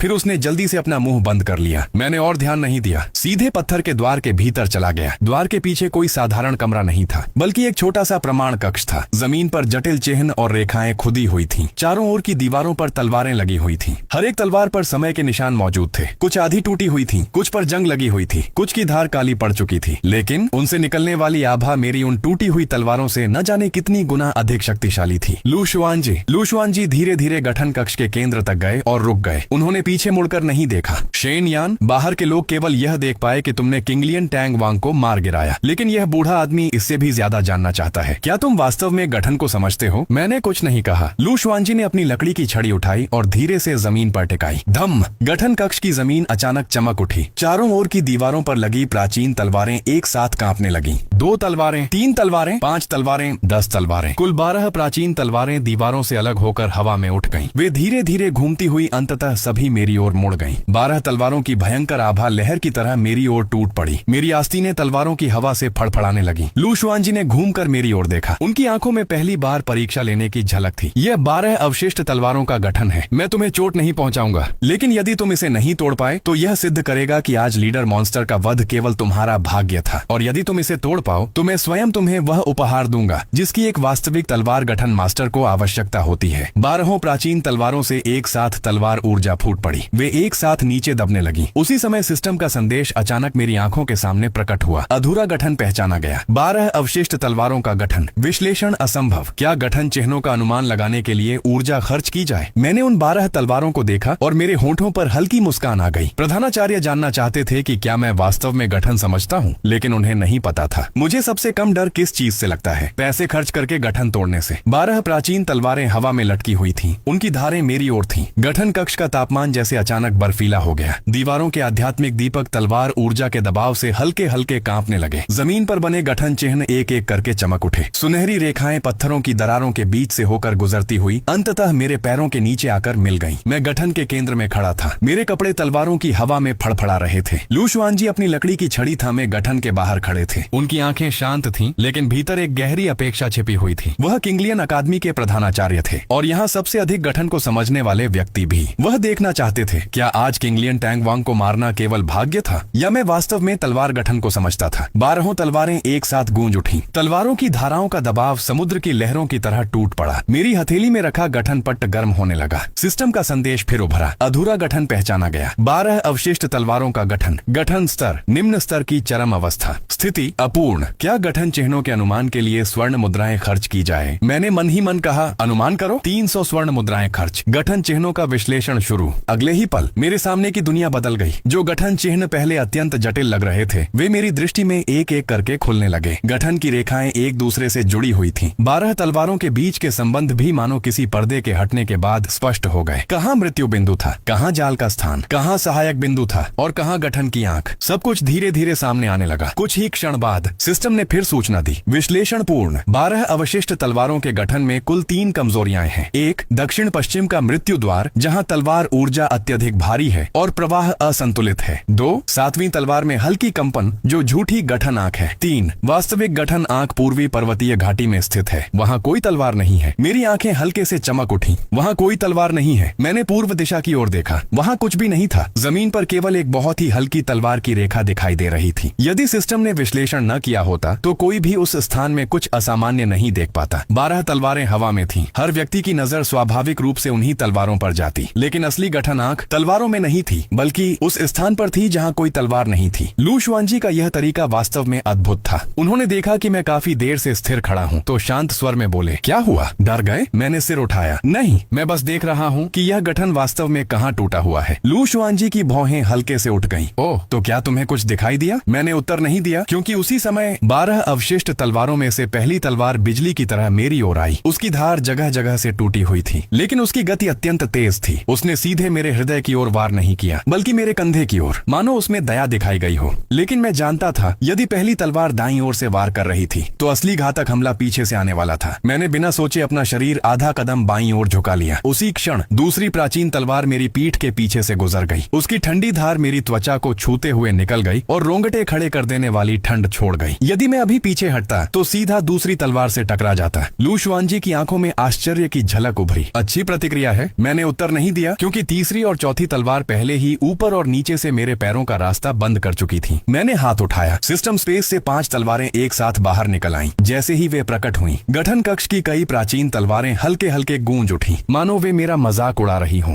मानो कह रही हों कि मेरी तलवारें बहुत निम्न स्तर की थीं। मैंने धीमे स्वर में कहा, 3 तलवारें उठो। 5 तलवारें मेरे सामने एक दूसरे को काटती हुई खड़ी हो गईं। ठांग ठांग। 2 प्राचीन तलवारें मुझसे टकराकर पीछे हट गईं, लेकिन अगले ही पल बाकी 8 तलवारें एक साथ चल पड़ीं। तलवारों की रोशनी एक विशाल जाल की तरह फैल गई और मेरी ओर टूट पड़ी। मेरे पैरों के नीचे का गठन अचानक चमक उठा। एक अदृश्य दबाव मेरे शरीर पर उतर आया। मेरा शरीर भारी हो गया। सांसें गहरी हो गईं। यही था गठन का दमन। यह केवल समय को नहीं रोकता था, यह रक्त और ऊर्जा को भी दबाता था, कदमों को अस्त व्यस्त कर देता था और तुम्हें उसी स्थान पर जाने के लिए मजबूर करता था जहां वह चाहता था। गठन के बाहर से लू शुआनजी की आवाज आई, तलवार गठन का सबसे भयानक भाग तलवार नहीं होती। तलवार सामने दिखाई देती है, लेकिन गठन अंधेरे में छिपा रहता है। यदि तुम केवल तलवारों की धार से बचते रहे, तो अगला कदम तुम पहले ही मृत्यु द्वार में रख चुके होगे। उनके शब्द समाप्त भी नहीं हुए थे कि मेरे पैरों के नीचे के गठन चिन्ह अचानक चमक उठे। चारों दिशाओं से अदृश्य तलवार ऊर्जा जमीन फाड़ती हुई निकली और सीधे मेरे घुटनों की ओर बढ़ी। मेरी आंखें सिकुड़ गईं। जैसा सोचा था, यह गठन मुझे छलांग लगाने के लिए मजबूर कर रहा था, और यदि मैं हवा में पहुंच जाता तो ऊपर मौजूद 12 तलवारें मेरी हर दिशा को बंद कर देती। मैंने छलांग नहीं लगाई, बल्कि जोर से अपना पैर जमीन पर मारा। उसी समय एक टूटी हुई लोहे की तलवार बिजली की तरह ऊपर उठी। उसकी धार जमीन से निकली तलवार ऊर्जा से टकराई। धड़ाम। बिजली जैसी चमक फूट पड़ी। मेरी दाहिनी बाह सुन्न हो गई, लेकिन मैं टिक गया। लू शुआनजी की आंखों का आश्चर्य और गहरा हो गया। 12 प्राचीन तलवारें फिर से बदल गईं। तलवारों की परछाइयां और अधिक घनी होती गईं। पूरा गठन कक्ष ठंडी धारों और चमकती तलवारों से भर गया। दीवारों के आध्यात्मिक दीपक लगातार कटती रोशनी से कांपने लगे। दीवारों पर लगी तलवारें भी झिलमिलाने लगीं। मैं गठन के केंद्र में फंसा हुआ था, मानो अगले ही क्षण तलवारों का समुद्र मुझे निगल जाएगा। लेकिन मेरी आंखें लगातार पूर्व दिशा के उसी स्थान पर टिकी हुई थीं। वास्तविक गठन आंख वहीं थी, थी। समस्या यह थी कि वहां तक पहुंचने के लिए मुझे पहले दक्षिण पश्चिम के मृत्यु द्वार से होकर गुजरना पड़ता। मृत्यु द्वार सबसे खतरनाक स्थान था, लेकिन वास्तव में वही एकमात्र जीवित मार्ग भी था, क्योंकि वहां तलवार ऊर्जा अत्यधिक भारी थी, इसलिए गठन का घूमना सबसे धीमा था। यही उसकी अपूर्णता थी। मैंने गहरी सांस ली। 5 टूटी हुई तलवारें मेरे चारों ओर तैरने लगी। मानसिक शक्ति गठन पट्ट में प्रवाहित हो गई। लू शुआनजी मुझे देखते हुए धीरे से बोले, यदि सहन नहीं कर सकते तो हार मान सकते हो। यह बूढ़ा आदमी केवल तुम्हारी परीक्षा ले रहा है, तुम्हें चोट नहीं पहुंचाएगा। मैंने उनकी ओर देखकर कहा, प्रधानाचार्य, आपने अभी कहा था यदि मैं इसे तोड़ दूं तो पुरस्कार मिलेगा, सही? सही, तो फिर मैं हार नहीं मान सकता। मेरे शब्द समाप्त होते ही मैं पीछे नहीं हटा, न ही केवल बचाव किया, बल्कि सीधे दक्षिण पश्चिम के मृत्यु द्वार की ओर दौड़ पड़ा। 12 प्राचीन तलवारें मानो तुरंत उत्तेजित हो गईं। उनकी तलवार प्रभा एक साथ मेरी ओर मुड़ गई। लू शुआनजी का चेहरा बदल गया। वह मृत्यु द्वार है। उन्होंने एक कदम आगे बढ़ाया। स्पष्ट था कि वह किसी भी क्षण मुझे बचाने के लिए तैयार थे, लेकिन मैं इसी पल की प्रतीक्षा कर रहा था। मैंने हाथ घुमाया। 2 टूटी हुई बिजली लोहे की तलवारें सबसे पहले बाहर निकली। उन्होंने प्राचीन तलवारों पर हमला नहीं किया, बल्कि दक्षिण पश्चिम के गठन चिन्हों के संगम बिंदु पर वार किया। ठांग ठांग, बिजली की चमक फूट पड़ी। गठन की रेखाएं कांप उठी।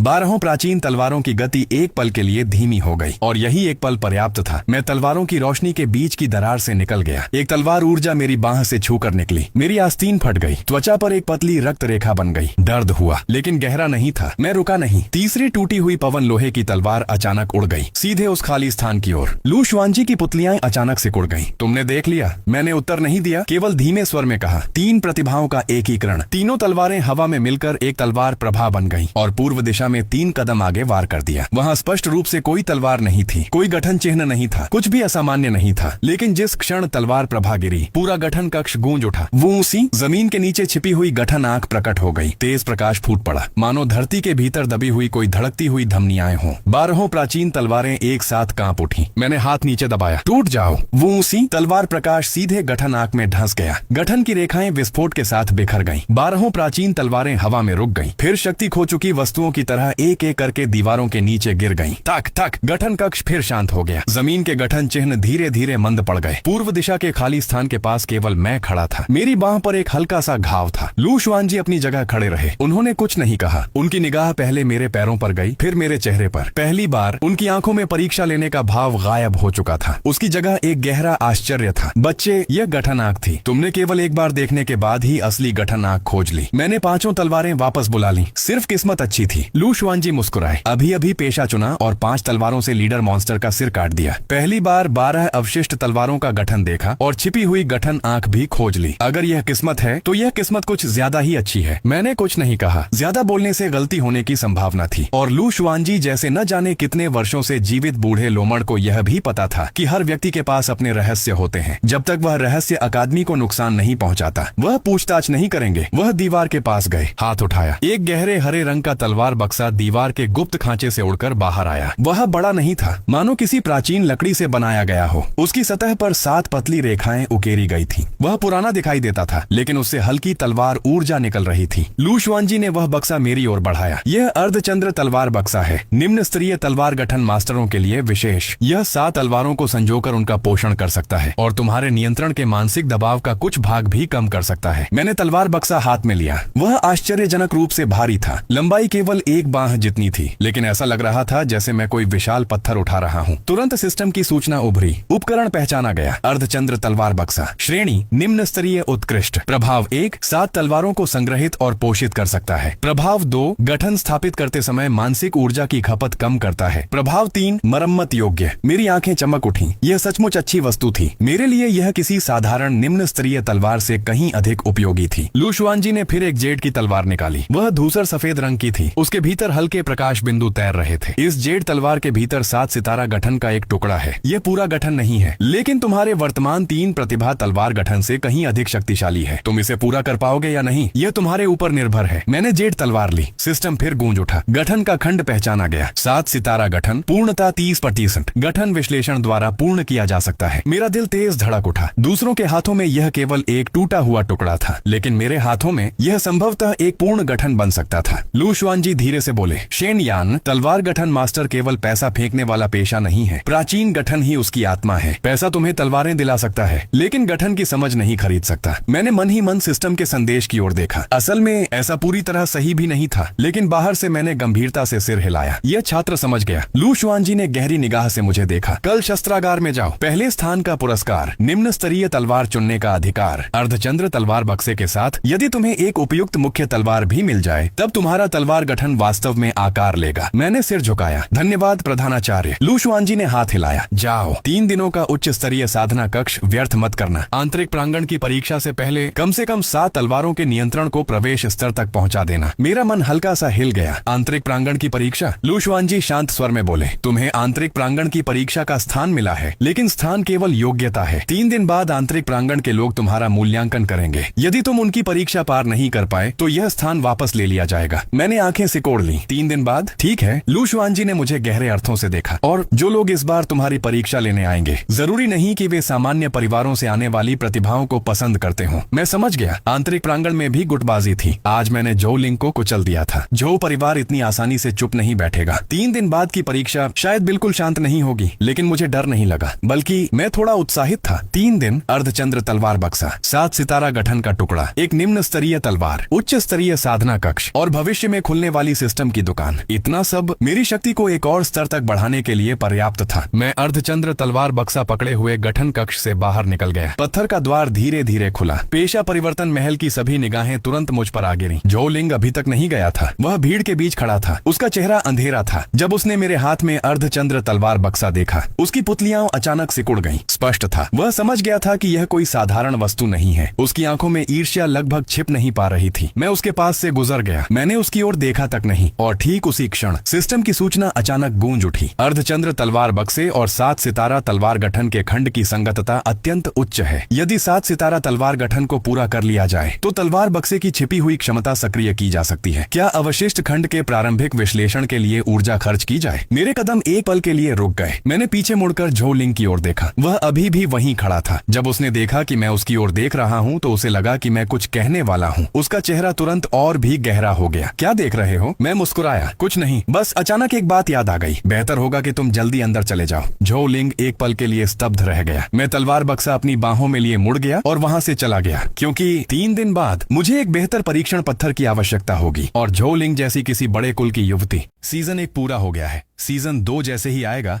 मैं उसे भी अपलोड कर दूंगा। उसके लिए सब्सक्राइब करके रख लो।